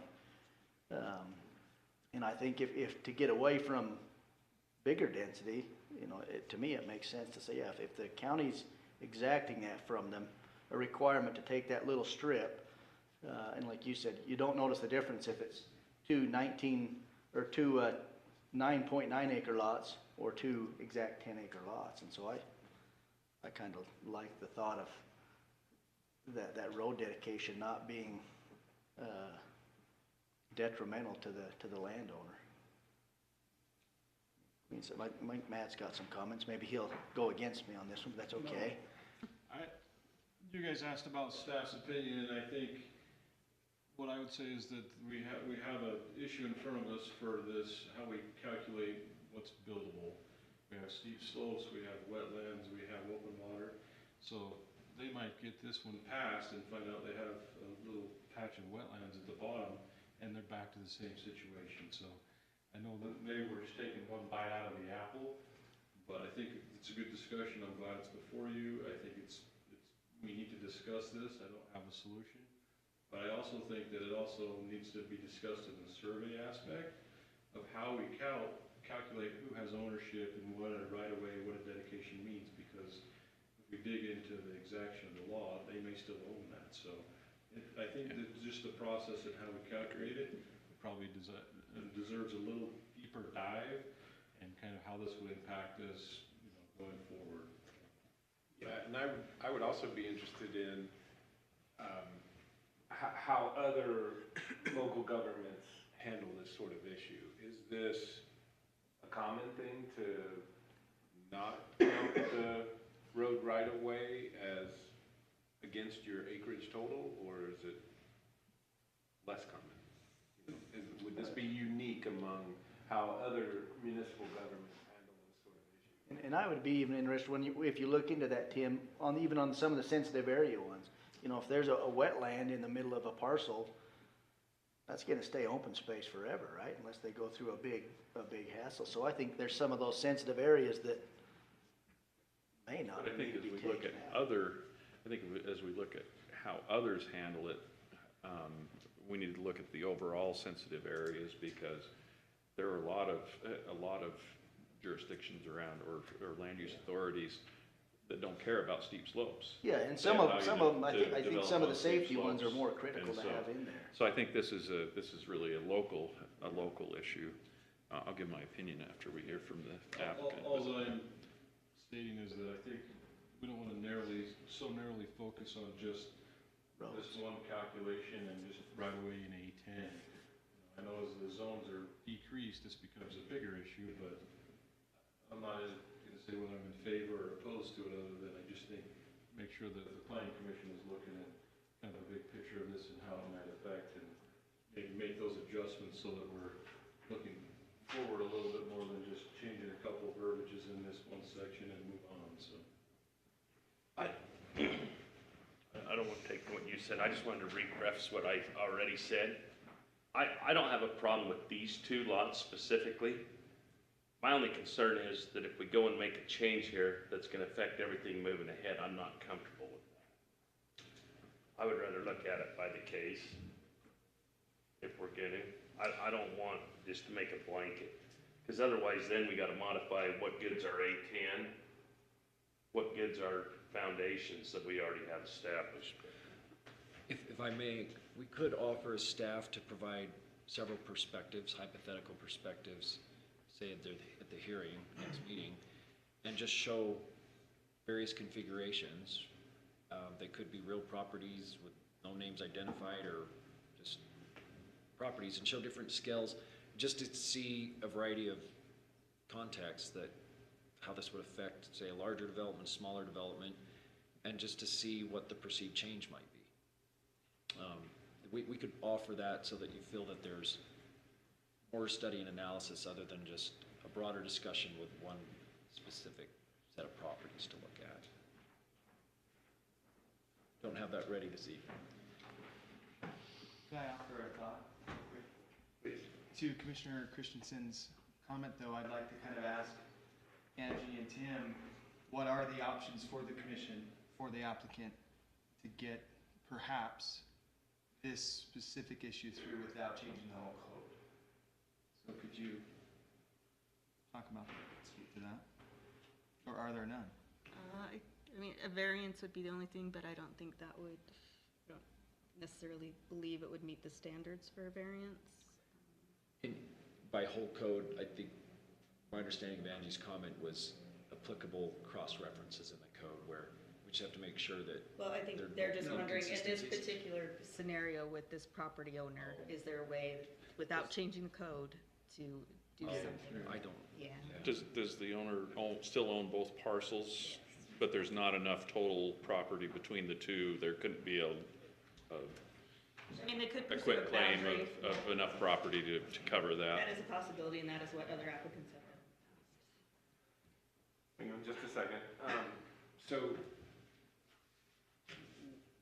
one thought I have is, and I know, Nathan, you made the comment about, the sensitive areas, and maybe we should look at that, but,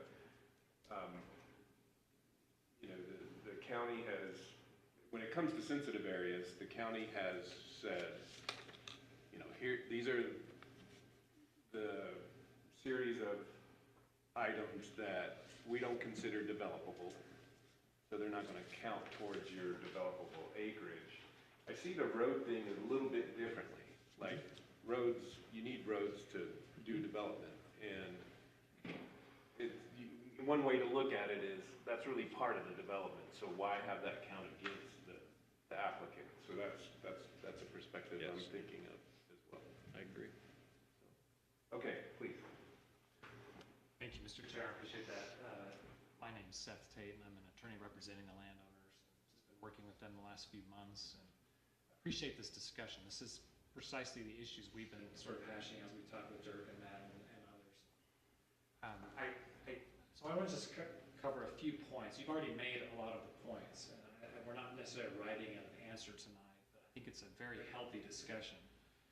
Whenever we're talking about code changes, in my mind, I like to go to the underlying policy. The question I would ask is, what was the purpose of this exception in the first place?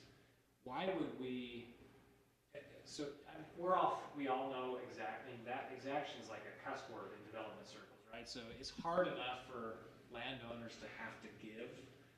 And then right while the wound is open and fresh, we're gonna pour salt in and say, now that you've given us that property, we've exacted from you, now we're not gonna count it as your developable area.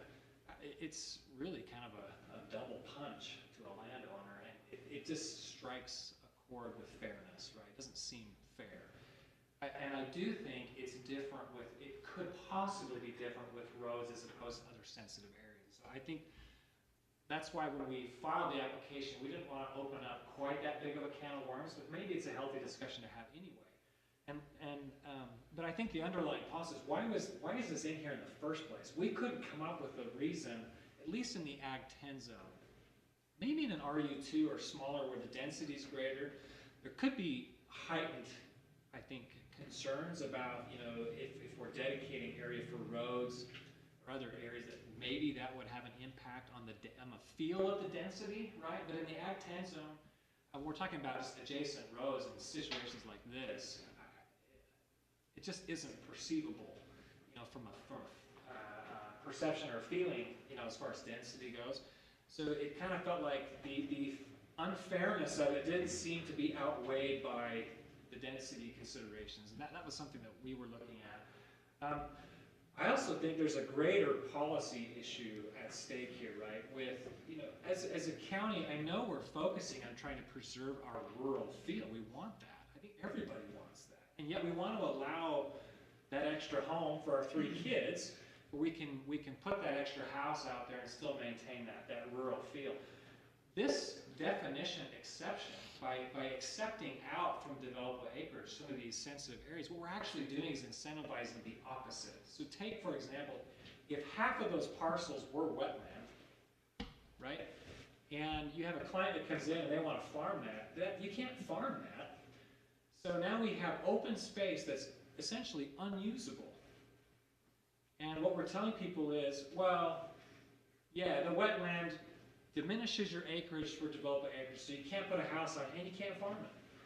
So what that incentivizes them to do is go find a piece of 10 acres that is farmable and put a house on it, which is exactly the opposite of what we're trying to do in the county, right? We're trying to allow the home to go in and maintain the rural field, but I think sometimes this code counteracts, it's against our central drive, right? And I really couldn't find a reason why we were doing that. I couldn't come up with a reason for that, at least in the larger rural zones. I think maybe there's different arguments in more dense, I think that's a different discussion. And that's why we submitted 2 options. One that was more narrowly tailored just for the Ag 10 zone. You know, the intent behind the 2 options was, well, how big of a discussion we want to have. Obviously, from my client's perspective, they're anxious to build out there, to get their kids out there with them, where they can enjoy the rural community and still have that 10-acre feel. And so they're anxious to move forward, but we certainly are sensitive to the fact that this may require a larger discussion. So those are some of the things that have gone through our mind. I think we also looked at variance. So for this particular applicant, there really aren't any other land use options. You know, the variance is, as you know, very difficult. I'm not sure it would work here. And so we're really looking at the broader issue, even though we're concerned about these particular parcels. But and I think that's, so other than that, that was kind of the question that I just wanted to put to you is, rather than ask the question, why do we want to do this, let's go back and ask, what was the policy in the first place? I really can't find what that was. And so it's hard to compare the competing policies. I don't know what the purpose was. But by changing this, we seem to allow that, you know, as you go throughout rural Cache County, I think maybe Nate mentioned this, but everywhere we've gone, we've subdivided in 40s, 20s, and 10s, and now we're requiring exaction a lot, and it's almost like nobody can actually develop within the purpose of the zone, which was that, you know, every 10 acres of a home, and so it just seems to cut against the purpose of the zone. That's really what bothered us about it, and that's why we've filed the application. So I don't know that I've really given you more to think about, but those are some of the considerations that went through our mind. So I'm happy to answer any questions if I can be helpful, and certainly appreciate Matt and Dirk weighing on this too. Questions for Mr. Tate? Okay, thank you. I just have one more reference. Go ahead. This is not a county, this is a more urban community, Layton City, where I worked previously, at a planned residential unit development overlay zone, which allowed for density bonus of up to 40% above the base zone district density. And for years that there was misunderstanding and lack of clarity as to whether it was applied to the gross acreage or to the net acreage after right-of-way was deducted. And it fell on the zoning administrator to make the call. And really with the plain language requirement in state code, the zoning administrator felt that it should give the advantage applicant per state code. But in a major rewrite of that ordinance and updated design standards in 2019, it was studied, and the density bonus base and maximum were looked at, and in the end made very clear that it was applicable to the gross acreage, as well as the required open space after multiple design tests and so forth, came up with a percentage that made sense as the gross acreage. And that tool in the zoning ordinance allowed developers to do some initial base calculations without having to go through a ton of design, although the end product definitely relied on the design merits in terms of earning the maximum density potentials. That's an urban reference where net versus gross density was taken into careful account. It's obviously a little different in a lower density unincorporated area setting. We could look for more examples. Well, I think that would be great. I mean, there's some good points have been brought up tonight, and I think presumably we're not being asked to make a decision tonight. It's a discussion item. It'll come back again next month, and at that point, maybe we could expect a little more input from staff or some examples as you've mentioned. Does that sound right, Tim and Angie? And Mr. Chairman, if I could, I really liked the question about, how does this compare to other communities? If it's permissible, I don't mind. I represent 12 of those communities across 3 different counties, and I've ready access to their code, so I might, if it would help, submit what they're doing. We can at least talk about that at the public hearing. We've got to compare counties, not communities. Certainly can do that. Yeah, I can Yeah. certainly look at, Because what a community does is going to be more development prone. We're looking at the county as a whole. And I may disagree with you on that on a large scale, but I don't mind going to Pole Box Elder County, Rich County, some of these comparable counties in our area, even in, maybe there's some that are comparable as far as agriculture and density down south, but just see how they're doing it. I think overall, it's just, in an area where we really, I think we value very highly our property rights. We do, and I love that about Cache County. It seems like a double exaction almost here, and so I just, as a policy perspective, regardless of what other people do, it just seems painful. And that's, I think, what weighs most heavily. But I appreciate your time tonight, gentlemen, and the discussion. Any other thoughts? Just my thoughts on this, well, I'll say one thing to start with. My concern would be maybe some sort of a limit on this if we did consider smaller zones, an RE5 or 2, what percentage or how small does it make that lot? Because in an A10, like it's been pointed out, it's not going to have a ginormous impact unless, maybe we have a turnaround zone. I mean, that takes a lot of acreage. We talked of, what the feet were on that. But I like having this discussion because I've always questioned our sensitive area, where that came from. And to Mr. Tate's point, I was not involved at that point. What was the philosophy on that?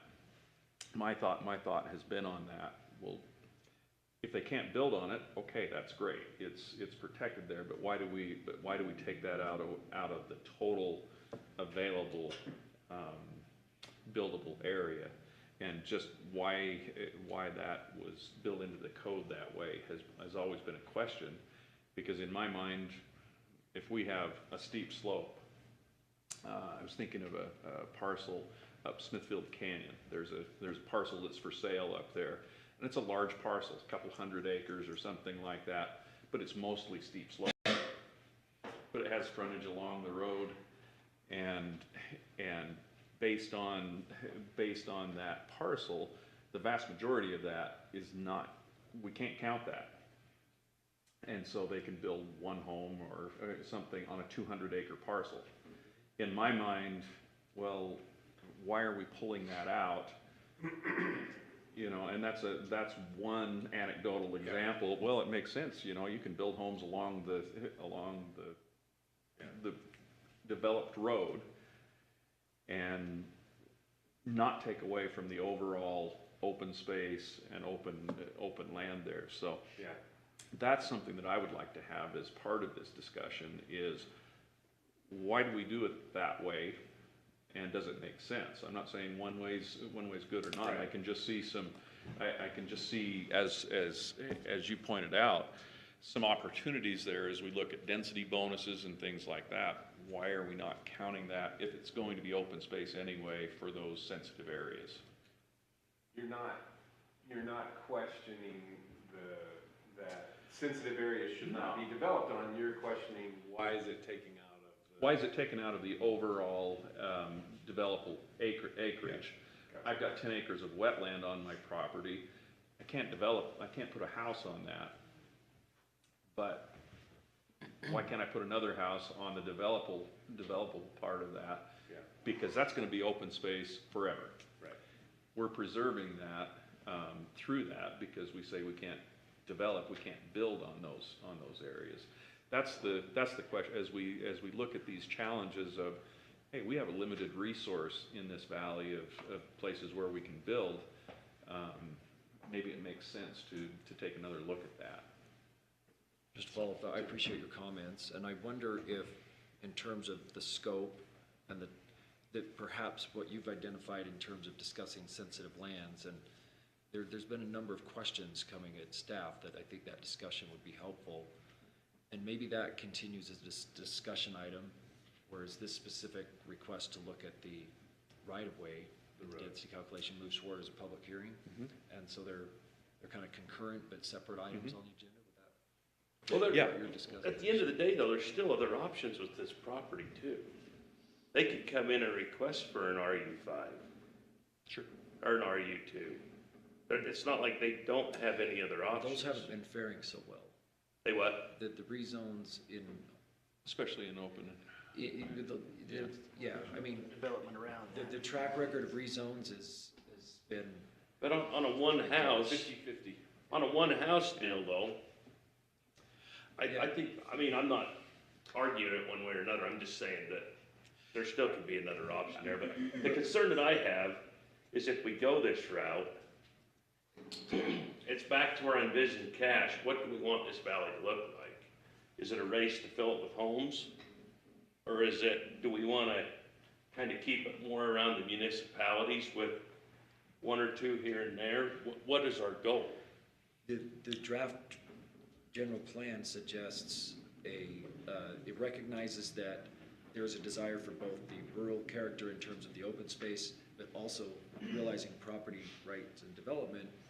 And the general plan is suggesting a shift towards a density bonus related to cluster development, transfer development rate, especially related to larger scale projects, but still acknowledges there's some context and locations for maybe some RU5 and RU2, but generally the broader valley is the general plan's encouraging discussion of that urban-rural balance and defining it, and it may be different around each community, but it's a strong notion towards cluster and transfer of development rights. And, you know, on this particular subject of dedication of roads and those things, the land doesn't go away.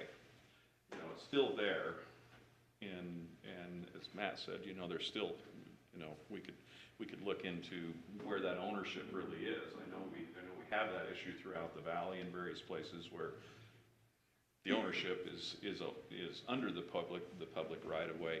I don't see this as being a major impact. Now, I could be short-sighted in that there could be some unintended consequences from making a wholesale change like this. But I think this bears review and discussion, because I don't think the impact is going to be big. And to be clear, it is the applicant's right to have this heard in the hearing and Yeah. considered, and it's their application, and so For sure. due process requires us to review. I appreciate that. Mr. Chairman, can I make just one last comment? I know I've taken a lot of your time. Because I think just to address Commissioner Christensen's comment there, again, I don't think we're when you talk about how do you want the valley to look and sort of the density question, in my mind, that's already been decided in the A10 zone. We're not changing the density, right? We already made that policy decision a long time ago. We decided one house every 10 acres would be the maximum, right? And the applicant here is not trying to change that. What's happened is a lot of the county has been subdivided into 20 and 10 acre lots, and what we said is essentially, we've already agreed that one house every 10 acres is an appropriate density, but then 0.1 acres is being dedicated, and we're taking that out of the equation. So we essentially undercut the whole purpose of the zone. And we essentially made A10 and A20. And I think that's the issue. So again, my client is very sensitive to that issue, really sensitive to this idea that they're not trying to increase density. They are just trying to enjoy the density that's already been put out there, but because of an exaction, right, a governmental taking, which is lawful, but we've taken it and then we've cut the feet out from underneath on the zone. So I think, but those are sensitivities that my client has as well. They don't want to live in a dense area either. That's why they are trying to live out here. So I think that's fair. So thank you for your time tonight. Appreciate that. Thank you. Other thoughts, commissioners? I'd just be interested to see how many, by changing the ordinance, how many additional buildable lots, I mean, within that are existing, how it would change what's already gone on in the past over the last 10 years. I look at the RU2s, I look at the 5s, the everything else that are set up this way. By changing this, how does that, what effect is that gonna have on our overall? I mean, my gut feel is not much, just given the amount of dedication that would be required on these lots. If you had a really large parcel that I had a mile of frontage that we had to dedicate, well, that could be significant. But in most cases where it really matters, they're the 20 acre lots, the 10.00 acre lots that go just under. That's where I think the challenge is going to come in, and the impact's going to be minuscule in my opinion. I mean, it is kind of interesting in that context. I've been on the commission for 16 years now, and this has never come up that I can think of, right? So it's probably a pretty rare thing. I think there was one in the Mount Sterling area fairly recently that this was an issue. You remember that one on the very west side? I think that's one that comes into mind. There was That one in sensitive Petersburg a areas. couple months ago, that was one of the ones, Wellsville, it dropped it sensitive below areas. 10, Is that so what it you're couldn't go to Yeah, just RU5. That was one of multiple why we denied that one, but South that was property another wasn't one. there. But it wouldn't have changed it, I don't know, I think there was one west Wellsville that could have had like 5 lots, but they And only if got yours was 3. 4 acres exactly, you wouldn't notice the difference if it Right. went to 3.9. So Right. I think it's a good one to discuss. I think there's a lot of. Any other comments, commissioners? I think we've given enough. I'll just throw one other thing out. I mean, we talked about similar areas. I wonder if Weber, I know we're not Weber County, we're not Wasatch Front, however, we are a growing community, and I think we probably should include Weber County in on that, just based on similarities and, growth patterns and things like that. Wetlands, and, yeah. They have Where's that in 20 years? a similar sensitive lands ordinance as well over there. And they have similar mountain environments as well Yep. that we deal with. Good discussion, commissioners. Appreciate staff. And we just add a little bit of workload to you, but no apologies for that. Okay, with that, I think we'll move on to item number 5, general plan. Tim, are you gonna take that on for us again? Now, this is, Cost of services. this is an item we've continued Yes. from our last meeting.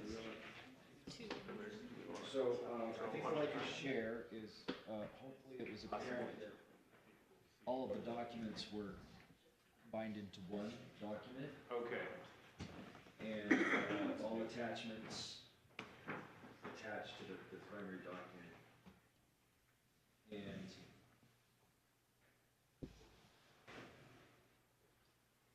I think what you'll find from our last discussions is that since last meeting, there have been no changes to the assessment, urban rural assessment. Okay. But the text in red is the updated text that I don't think we've discussed much since we had a fairly lengthy discussion, and I think a lot of your discussion you should recognize the comments and the suggestions of staff in terms of considerations and, assessing property, making sure there's water rights, the quality of farmland is an important consideration.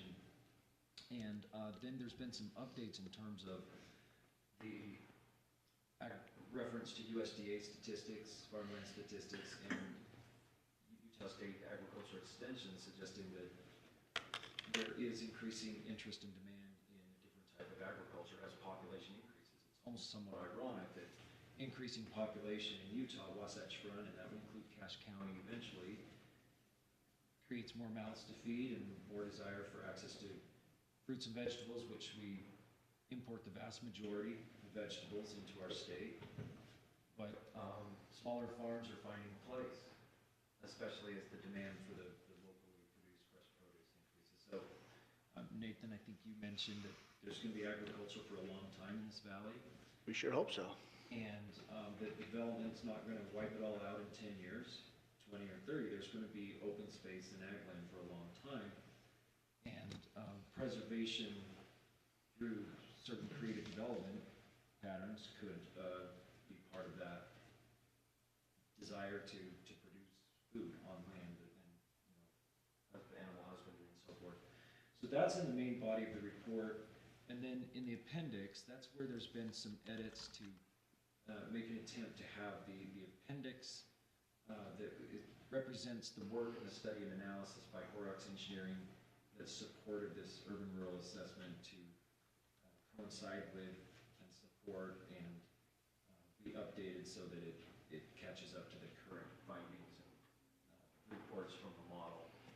I will mention that the actual, how does the model work and what are all of the basic inputs, assumptions in the modeling is not in that particular assessment. There's some aspects that are in there, but that would be additional work for me to produce that. I still could produce that, but I've not had time to say, here's exactly how the model works and all of the assumptions that go into the different types of block sizes, lot sizes that generate the road miles and so forth. But it's still some of that more general methodology is described in terms of how Horrocks Engineering supported this effort.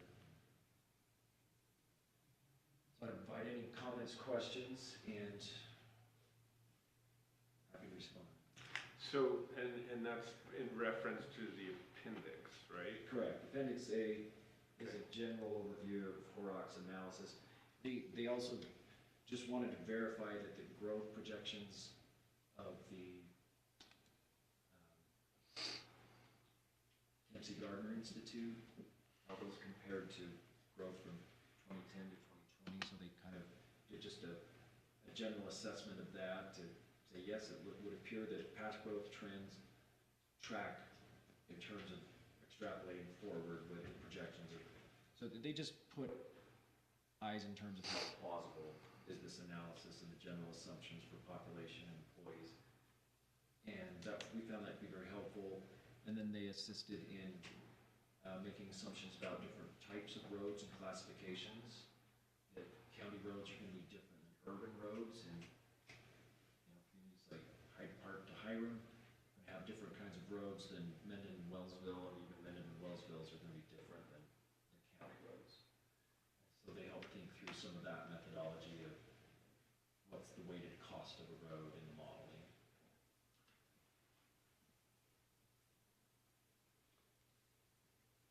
Okay, and where we're at in this process is we're at a point where you would like us to take action and recommend adoption of this, is that right? This is the third element of the general plan. So the third element of the general plan would be a recommendation to the county council. Correct.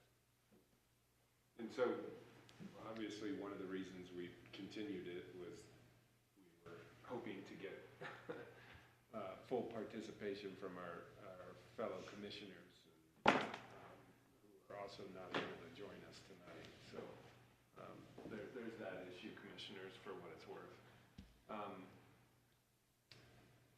Other questions or comments for staff on the report? What are your thoughts? You know, I guess the one thing that, we look at the Chem Gardner data in there, I still question some of that data, and because it's kind of glaring there, I look at Lewiston and we're showing about a 15% decrease in the population of Lewiston City. It just, and I could be wrong. Maybe Lewiston, people are running from Lewiston, but I don't see that happening. There's more houses been built than there was before, and they're all lived in, so. Yeah, Maybe so they're just one at a time. the Vacancy level's not down. Could you guys point reach that I out to bring- Lewiston City and just verify from them what they think? Not that it affects, not that it's gonna change this report one way I mean, or we're another. putting this data in here, and it's from an outside source, and that's fine. My concern with it is, if this is in error, a glowing error in a report It takes makes away us- from its It don't credibility. make us look very good. And that's the concern that I have, and I know it's not an error that staff has made or that we have made. It's, if the error, it's with the Chem Gardner Institute, but that's my concern about it is somebody, a member of the community takes a look at this report and they go, how good is the rest of this if we don't have our numbers accurate? And that's the concern I have with just that one point. I like where we're going with the rest of it, but that's a concern I have. Could you show the page number? Page 5 in the appendix, it's that table 3 at the bottom of the page.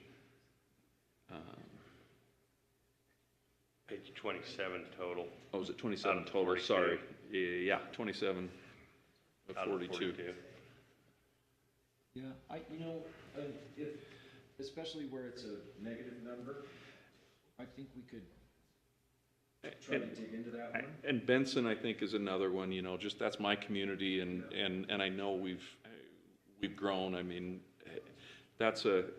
so that's my only point is clarification on those numbers, or if there are problems with those numbers, maybe that table isn't shared. And I will share in a broader sense that the actual projections, and those, really, we didn't want to alarm communities and say, hey, Lewiston, we projected your growth from 2020 to 2040 or 2022 to be this much. Sure. But for Mendon, this is yours, and Logan and so forth, but, so really the results in the report of growth projections are aggregate and less about trying to make a judgment of which city's gonna accommodate how much growth. But every scenario assumes growth in each community, but certainly more in the communities that have the services to support the growth. So whether there's really a negative growth trend from 2010 to 2020 or not, everything from 2020 to 2040 reflects additional growth for each community, especially in the Green County area. But I think those two communities in particular, we could dig into and try to verify a perhaps more realistic number that reflects what's happened. And that could be a report back to you, or it could be one of your conditions or recommendations to, for clarity and correctness, to correct that. Correct that, or Work on it or refine it. or if it's something, I mean, we're taking it from an outside source, maybe not included in the overall plan. Or just ask Tim openly in this meeting, how much would it really hurt your feelings to take this one table out? Mostly because for me, it's measuring the past already. And if there's an error there, it's almost, I'm not sure really how much of the general plan, the look from 2010 to 2020, in this case, is gonna affect the rest of the general plan. And there's one community, none of us know where it is, Gosland Spring. What community is? Where's Gosland Spring? High Creek's above Cove. Yeah, High Creek's above Cove, but I've never heard of the other one. I don't know, but they've grown. I don't think they're in this valley, but High Creek or Gosling? High Creek's not. yeah, there's a couple of them.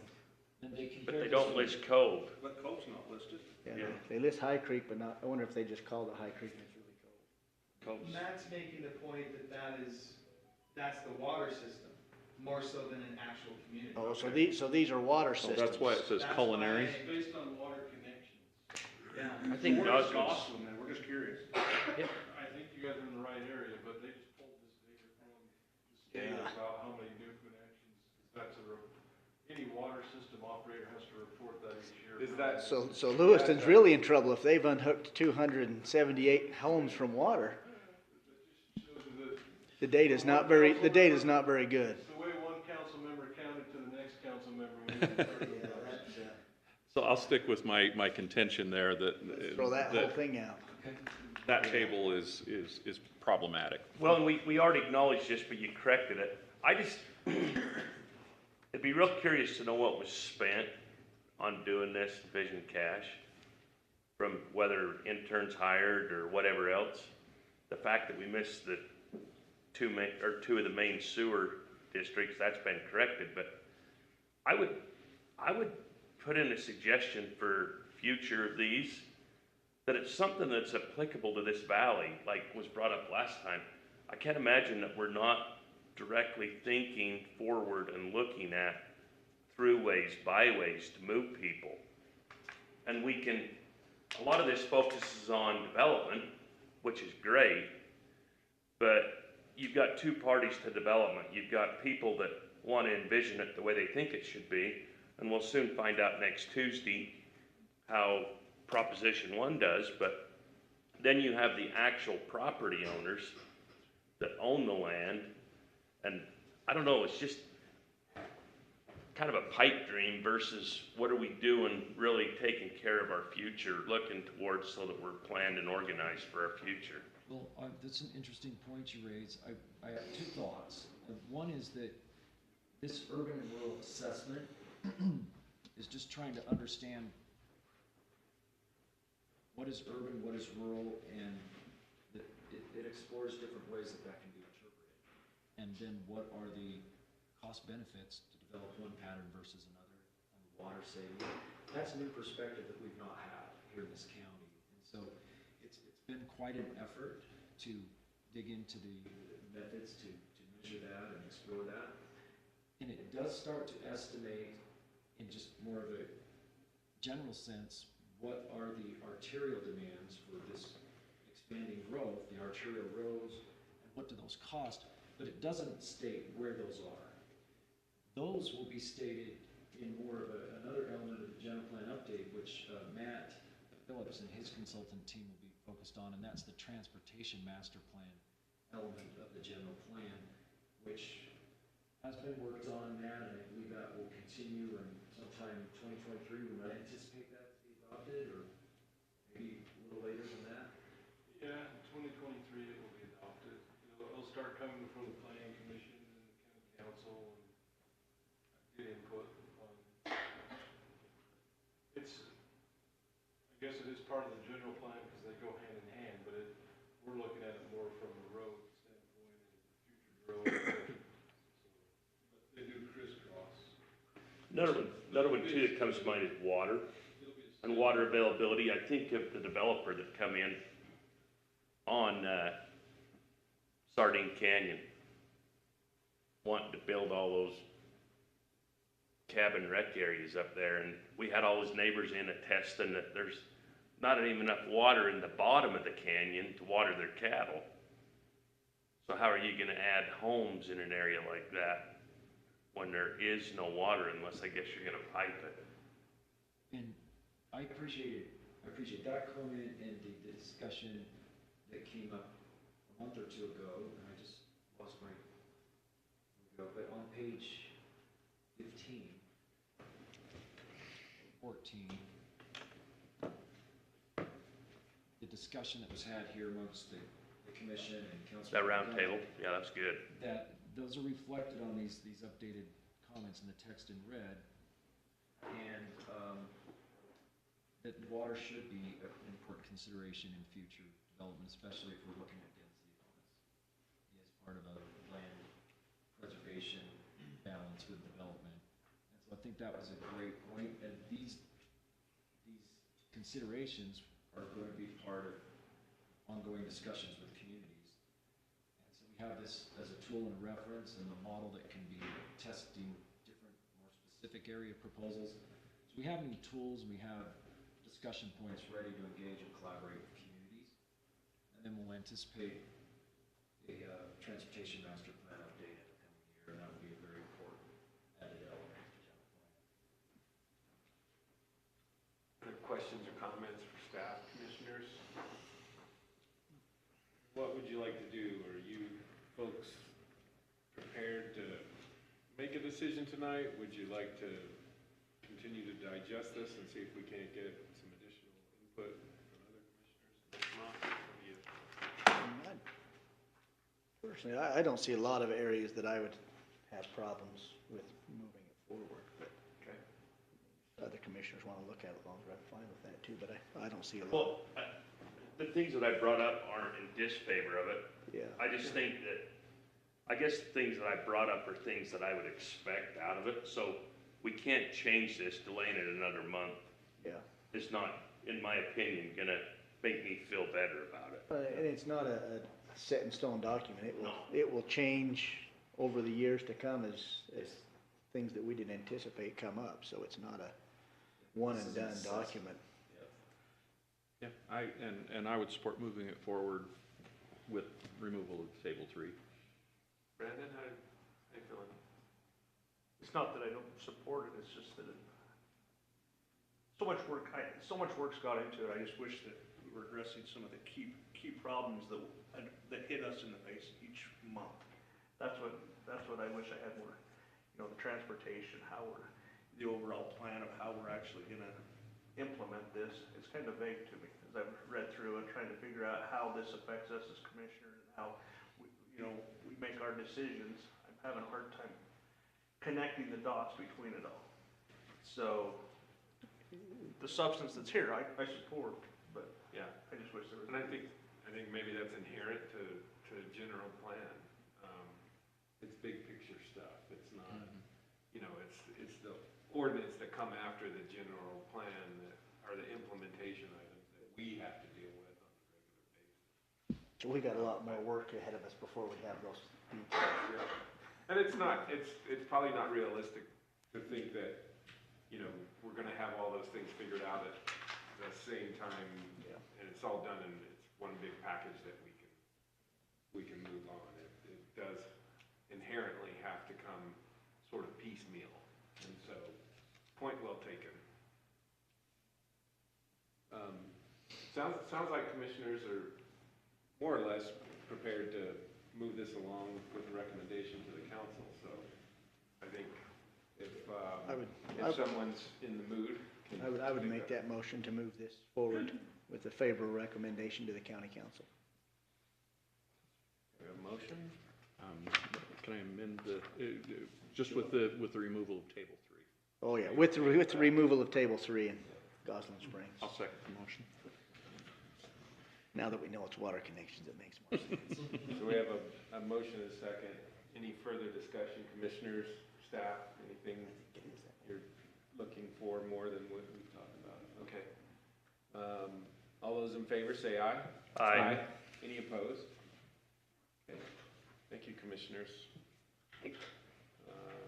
Just a heads up, we're zeroing in about 20 minutes left, so.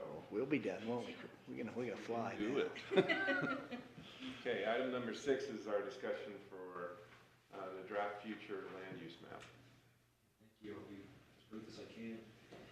So, following the hearing, to consider amendment of this particular area around the airport of future land use map, it was quite interesting, and it did coincide with a rezone request, as you recall, which we'll identify here in a moment. The following few days after the hearing, or the following week, there were some additional property owners that had intended to comment at the hearing, but they had some things come up, and so I received some comments from some owners I'd like to share with you, and then some of you also asked and wanted to see the proximity of the potential future western arterial. And this is the study area, that roughly 2400 west alignment that's being considered and studied, and so this at least gives you that perspective. So I'm just wanting to share with you responses and updates based on some of the questions and discussion during the hearing as well as following, and then lead to a kind of a concluding question for you in terms of whether you'd like to keep the map as is, reconsider it at another hearing, or just share some general comments or indicate your general thoughts. But on the left is the previous draft map. We looked at bringing the airport to match Hyde Park future commercial growth, as well as Smithville, where cursor's not shown, but southwest of Smithville, potential light industrial areas, and to wrap that airport area. I did check in with Hyde Park City and attended a planning commission meeting, and we had a discussion, and they're really focused on this area of their community, and the prospect of developing around the airport is a longer-term prospect, and Which area? Sorry. I had a pointer, which I'll get here. Here we go. So their focus is on where the land use is colored, and but their hatched area indicates potential future growth around the airport, but there's just really limited infrastructure, so they're really not interested in expanding until there's the ability to provide services, and there's question as to whether there's a sleeve or a conduit under the airport runway to bring sewer and water utilities, and they're exploring that, but their focus is this colored area, and they're less focused on areas around the airport, so the timing is less critical to them in terms of going further west around the airport. So this is just a view of this purple area being the Smithville Southwest potential annexation area. Again, when property owners wish to annex, that could be considered for light industrial.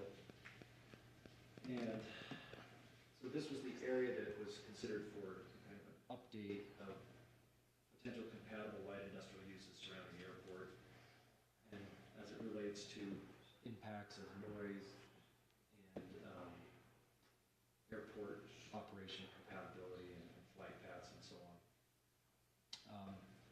This again, that potential planned area. You do see on the left the potential 2400 west alignment of western arterial.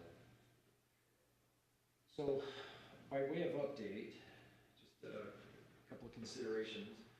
The rezone applicant, again, their property is located just to the north of the runway. One of the property owners we heard from owns property adjacent to the rezone area as well as west of the airport.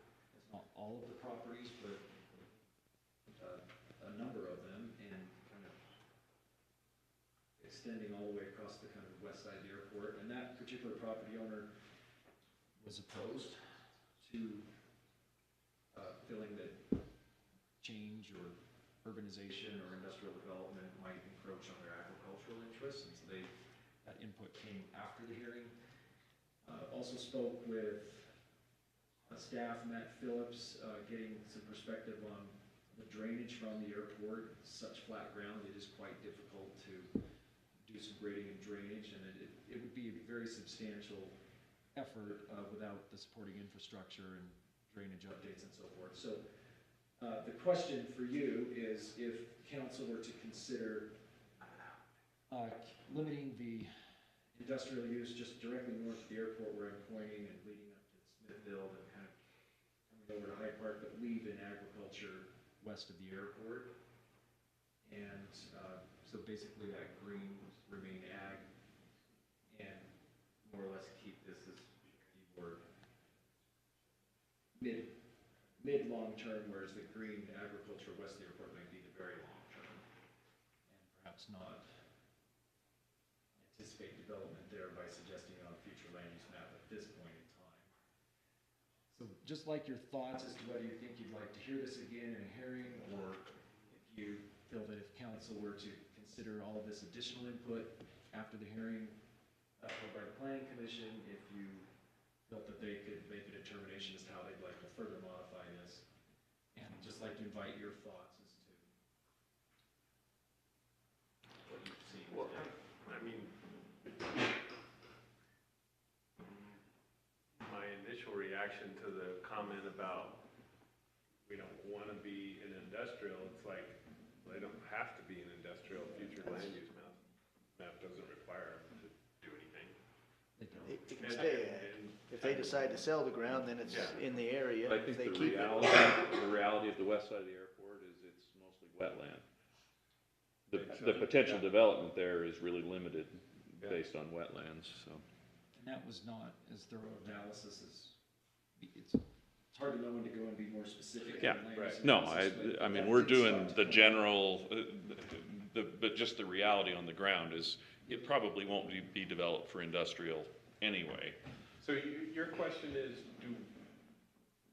do we want to opine on these edits, or are we comfortable with the council? Yeah, I think, two-part question, A or B. A, would you like to have this come back to you as a follow-up hearing to potentially consider amending this?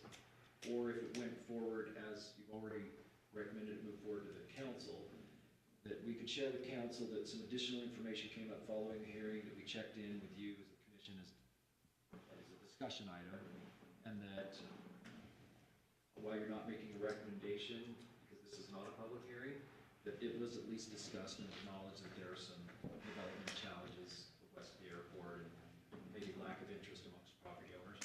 And that might give the council some feeling that they could I know this goes against further modify.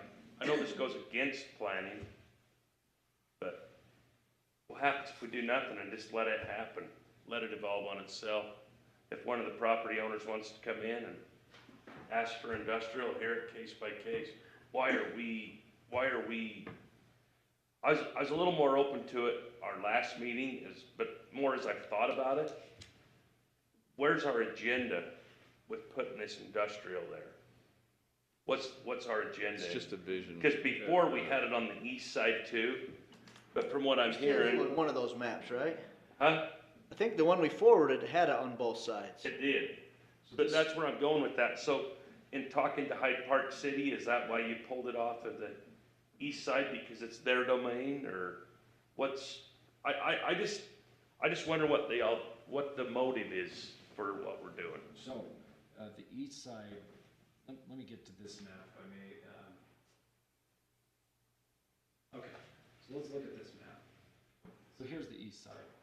I apologize, Brady, I didn't have this slide. Oh, don't apologize. I'm not being critical. I'm just trying to learn. Yep, so this remains as was modified last time.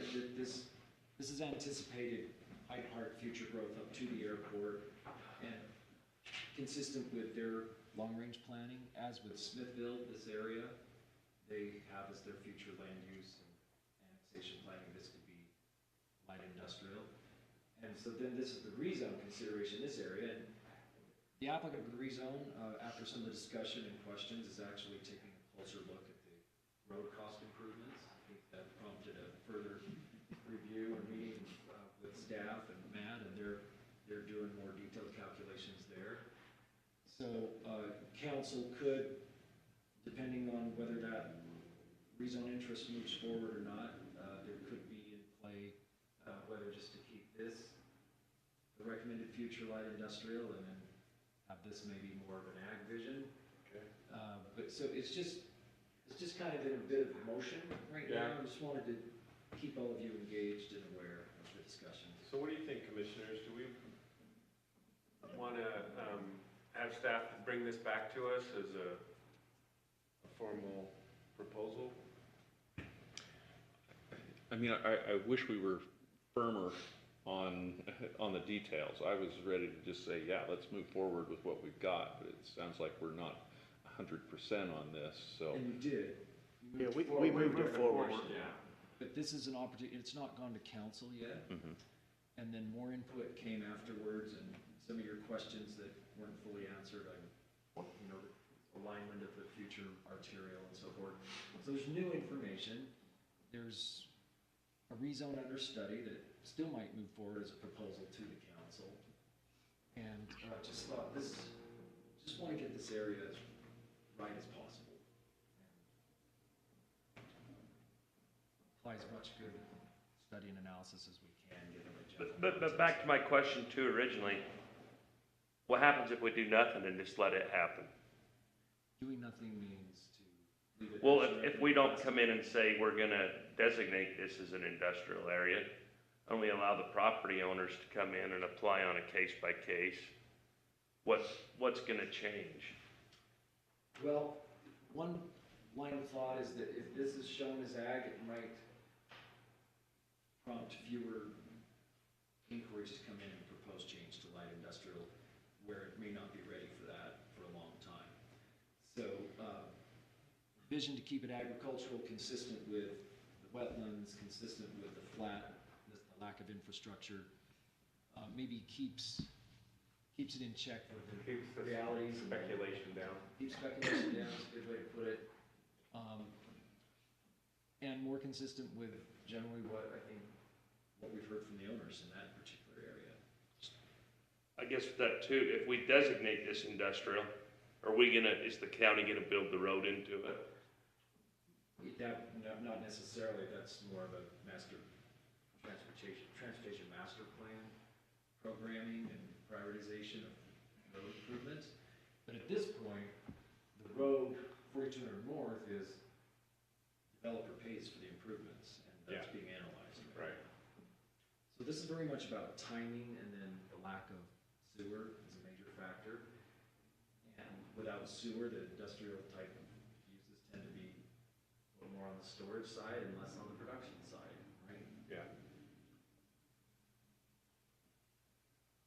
I think the only advantage of leaving it bigger, I see your point too, Bree, I could go either way, but leaving it bigger is a lot of businesses look a long ways out, right? They're not planning what they might do next year. They're looking at what they might do in 10 years for a phase or 20 years. And the county at least giving some idea of where we envision, or cities giving that, where they envision that light industrial or commercial or different zones around the county. I think it's important to have some of that vision in there, not just wait for someone to come in and say, well, I'd like to do it out in this area where we would never want to improve it in those areas. So at least gives them some idea of where to focus, and then they start to do the research. What does it take for roads? What does it take for sewer? What would it take to ever do anything there? And plan for that long term. Thanks for that comment. It spurred the memory of, in speaking with Hyde Park City, that when they think about this area in a very long-term, futuristic sort of way, airport-related development comes to mind in terms of high-value manufacturing, high-value, low-weight, low-quantity, things that can be flown to other places, hotels. So they think very urban and very airport-type related development, but they also see significant infrastructure challenges. So if the county proceeds that with storage units everywhere, and it kind of precludes the future type of growth that Hyde Park might long-term envision, then it's just, it invites the thought of timing and type of development that the long-term vision is. And readiness of it today is challenged with the flatness and the hydrology. Well, but some of those are excluded anyways, right? You're not gonna put a hotel in that area because it's too tall. Right, you're limited on height in that airport zone, right? I don't know how far. For most of that. They didn't, Yeah, for most of that, you're limited, but yeah, you could have some manufacturing stuff that's getting shipped in and out of, hopefully someday a little bigger airport that has a little more capacity for some of that stuff there. I mean, FedEx is gonna show us how we can grow those opportunities there. We've already kind of observed it happen on its own accord there in North Logan, Yeah, and let it happen.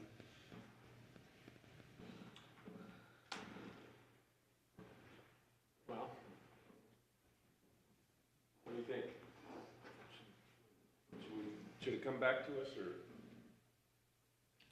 let the council yeah. figure it out? My recommendation would be let the council figure it out. We've already forwarded a recommendation to them. If they like it, great. If not, they'll send it back to us and we'll have another hearing. That's true. If we hadn't forwarded it, then maybe we look at it, but we've already What do you think? voted to move it forward. I'm- That would be my recommendation. You okay with that? Yeah, so basically what would we do tonight, and Nothing. We just What say we thanks do. for the review. Talk about it. Spent a lot of time Matt talking wants to about say nothing. something. Thank you. Just wanted to bring you up to speed on all the latest conversations. We're down to 6 minutes. If I may just offer a little bit of an opinion, I think what Tim's saying is to revert back, I would probably support that. Due to the lack of infrastructure, sewer, water, wetlands, everything else, I think, Nate, I agree with you. I just think that if we're gonna pick a spot on the map, that maybe it should be something that's near some kind of access, maybe higher classification, and Well, yeah, maybe this is a. I don't know that this is our only place we should have it in the county. I think there should be others. I mean, around the airport, I think it makes sense for this zoning, but I think there should be other areas in the valley. This is the that- grand vision. I mean, this is the long term. I mean, I think, we start talking transportation there. If I think of that 10th West continues. Yeah, if that 2400 Right up through gets there. developed. And it can't because of the airport, so. Oh, we'll get rid of that runway. Hey, I support that too, but like I The said, road's already built. if we're gonna paint a stroke somewhere and put some blue on an area, I would just say there's probably other areas that may be Yeah, more inclined for us in the short term and give I those agree. developers something that's not like, hey, well, you highlighted the wetlands with no transportation and no access to utilities next to a zone that I can only build Yeah. 5 feet tall. If we can open it up that much, I think we could go back to redrawing some of the maps. I think there should be more than one area in a hard to build place for some of that stuff in the agree. county. I fully support us making some swaths. My opinion from just what we're trying to do with the transportation master plan, this is just a very hard area to get easy access, to bring some of that infrastructure down next to the airport. So I would revert back to where some of the areas where we're closer to some of those arterials collectors, and then maybe go back like you guys are saying, if they wanna come in and maybe it works for them, it changes, but maybe we revisit this in 5 years or something like that. For now, I would recommend from engineering standpoint is maybe to take that off. And again, that could be council's action, if they feel inclined to refer back to you. Yeah, they You could share let us with know. them that that's planning commission's. I say, but they haven't had enough stress lately, we should let them know. Yeah. They wanna. Their they meetings wanna are easy. refer Let's back have to them us. do it. We're also trying to get the general plan done, Yeah. and we got grand, what I'm trying to say, grand accounting and finalization deadlines coming up and so forth, So if we hold it for another month or two here, it's gonna hold all that up. so It could. causes us to exceed Yeah. our grant. I think that's what. Okay. let them have it. Sounds like we're gonna let them make those decisions or explicitly send it back to us. I would just add, I'm probably not in favor of it, but they're gonna be the deciding factor. In favor of which, Brady? Huh? In favor of the change here, or? just designating that whole area. So you'd rather see that as open space for ag? Well, I just think let it happen, because if Hyde Park's concerned about piping under the airport and, or the costs and stuff, what Appreciate good the is it? feedback. So, that's all I have. You got 3 minutes. Okay, so just a Four more reminder items. of annual planning commissioner training requirements. We sent out an email last year with a bunch of required trainings and optional topics to train on. There's also did you talk about the Crash Summit next week? If any of you'd like to attend, I think it's Thursday. Wednesday. It's Wednesday. Could you send out an email on that? Certainly, we'd be happy to, I think Dirk's mentioned it, he'd be happy to buy tickets for you, 2 hours. 2 hours worth. Is that what we need to, For training. or 4? Training's 4 hours, there's 2 required topics and there's. Does spending the last 2 days at the Association of Special Districts Board Member Training qualify probably? Perfect, I'm done. How about Yes. how about our joint meeting with the council, like when we had the guy from Box Elder come in? Any of that? And then even that meeting that we had in the summer or in the spring over when we met with the council and, over in the room of the, Yeah, I don't think that, Lower there's some floor. pretty specific trainings you have to do to qualify. Yeah, I'll send the email out with some links, but also some of your in-person conferences that you attend, you can count those. And so that'll be helpful. So it's just a reminder there. Tim, there is, the Utah Local Governments Trust had the Property Rights Ombudsman's Office do a legislative update Some of us went through. earlier in the year, and it's on YouTube, on the Trust YouTube channel. And so, yeah. It's 1 hour, so you can use that, and that's something that you can do anytime, just watching it there. There are many great trainings, and the email I'll send only has a handful of them. There are many others. You can go to the state online. site and pick from dozens. So that's, I think, just you watch for that email update, and then the planning commission lunch, maybe we can just kind of watch for maybe a December, January invite, and look for different date options that might work for you. I would suggest maybe pushing it to January, just with December as busy as it is. Yeah, we usually do try to push it to after the first of the year, Tim. Okay? we're gonna go to White's Trout Farm, try to catch up on a couple of years ago. Okay. And then, Amy, you want to cover anything else? Just the dates for next year just fall on the first Thursday. There didn't seem to be any holiday conflicts, so the dates scheduled for next year will just be the first Thursday of every month. So. Okay. And then, last but not least, Yes. there, next month will be election for chair and vice chair. Is that it? That's it. One announcement after you close the meeting, so. Okay, all We'll right. let off this, So the other thing I would ask before we close the meeting is, what does next month's agenda look like, Angie? Ooh, we got the elections, then we got 1 rezone, a conditional use permit, and 2 subdivision permits, and 4 subdivisions. Lots of staff reports. That's a big one. That sounds like a lot. Wow. It's conditional use, what type of a conditional use? Actually, it's one you've seen before. It's for the cell tower down by the Nautica subdivision. Their previous one expired and they're coming back. Okay, so without objection, we'll adjourn the meeting and stick around for Matt's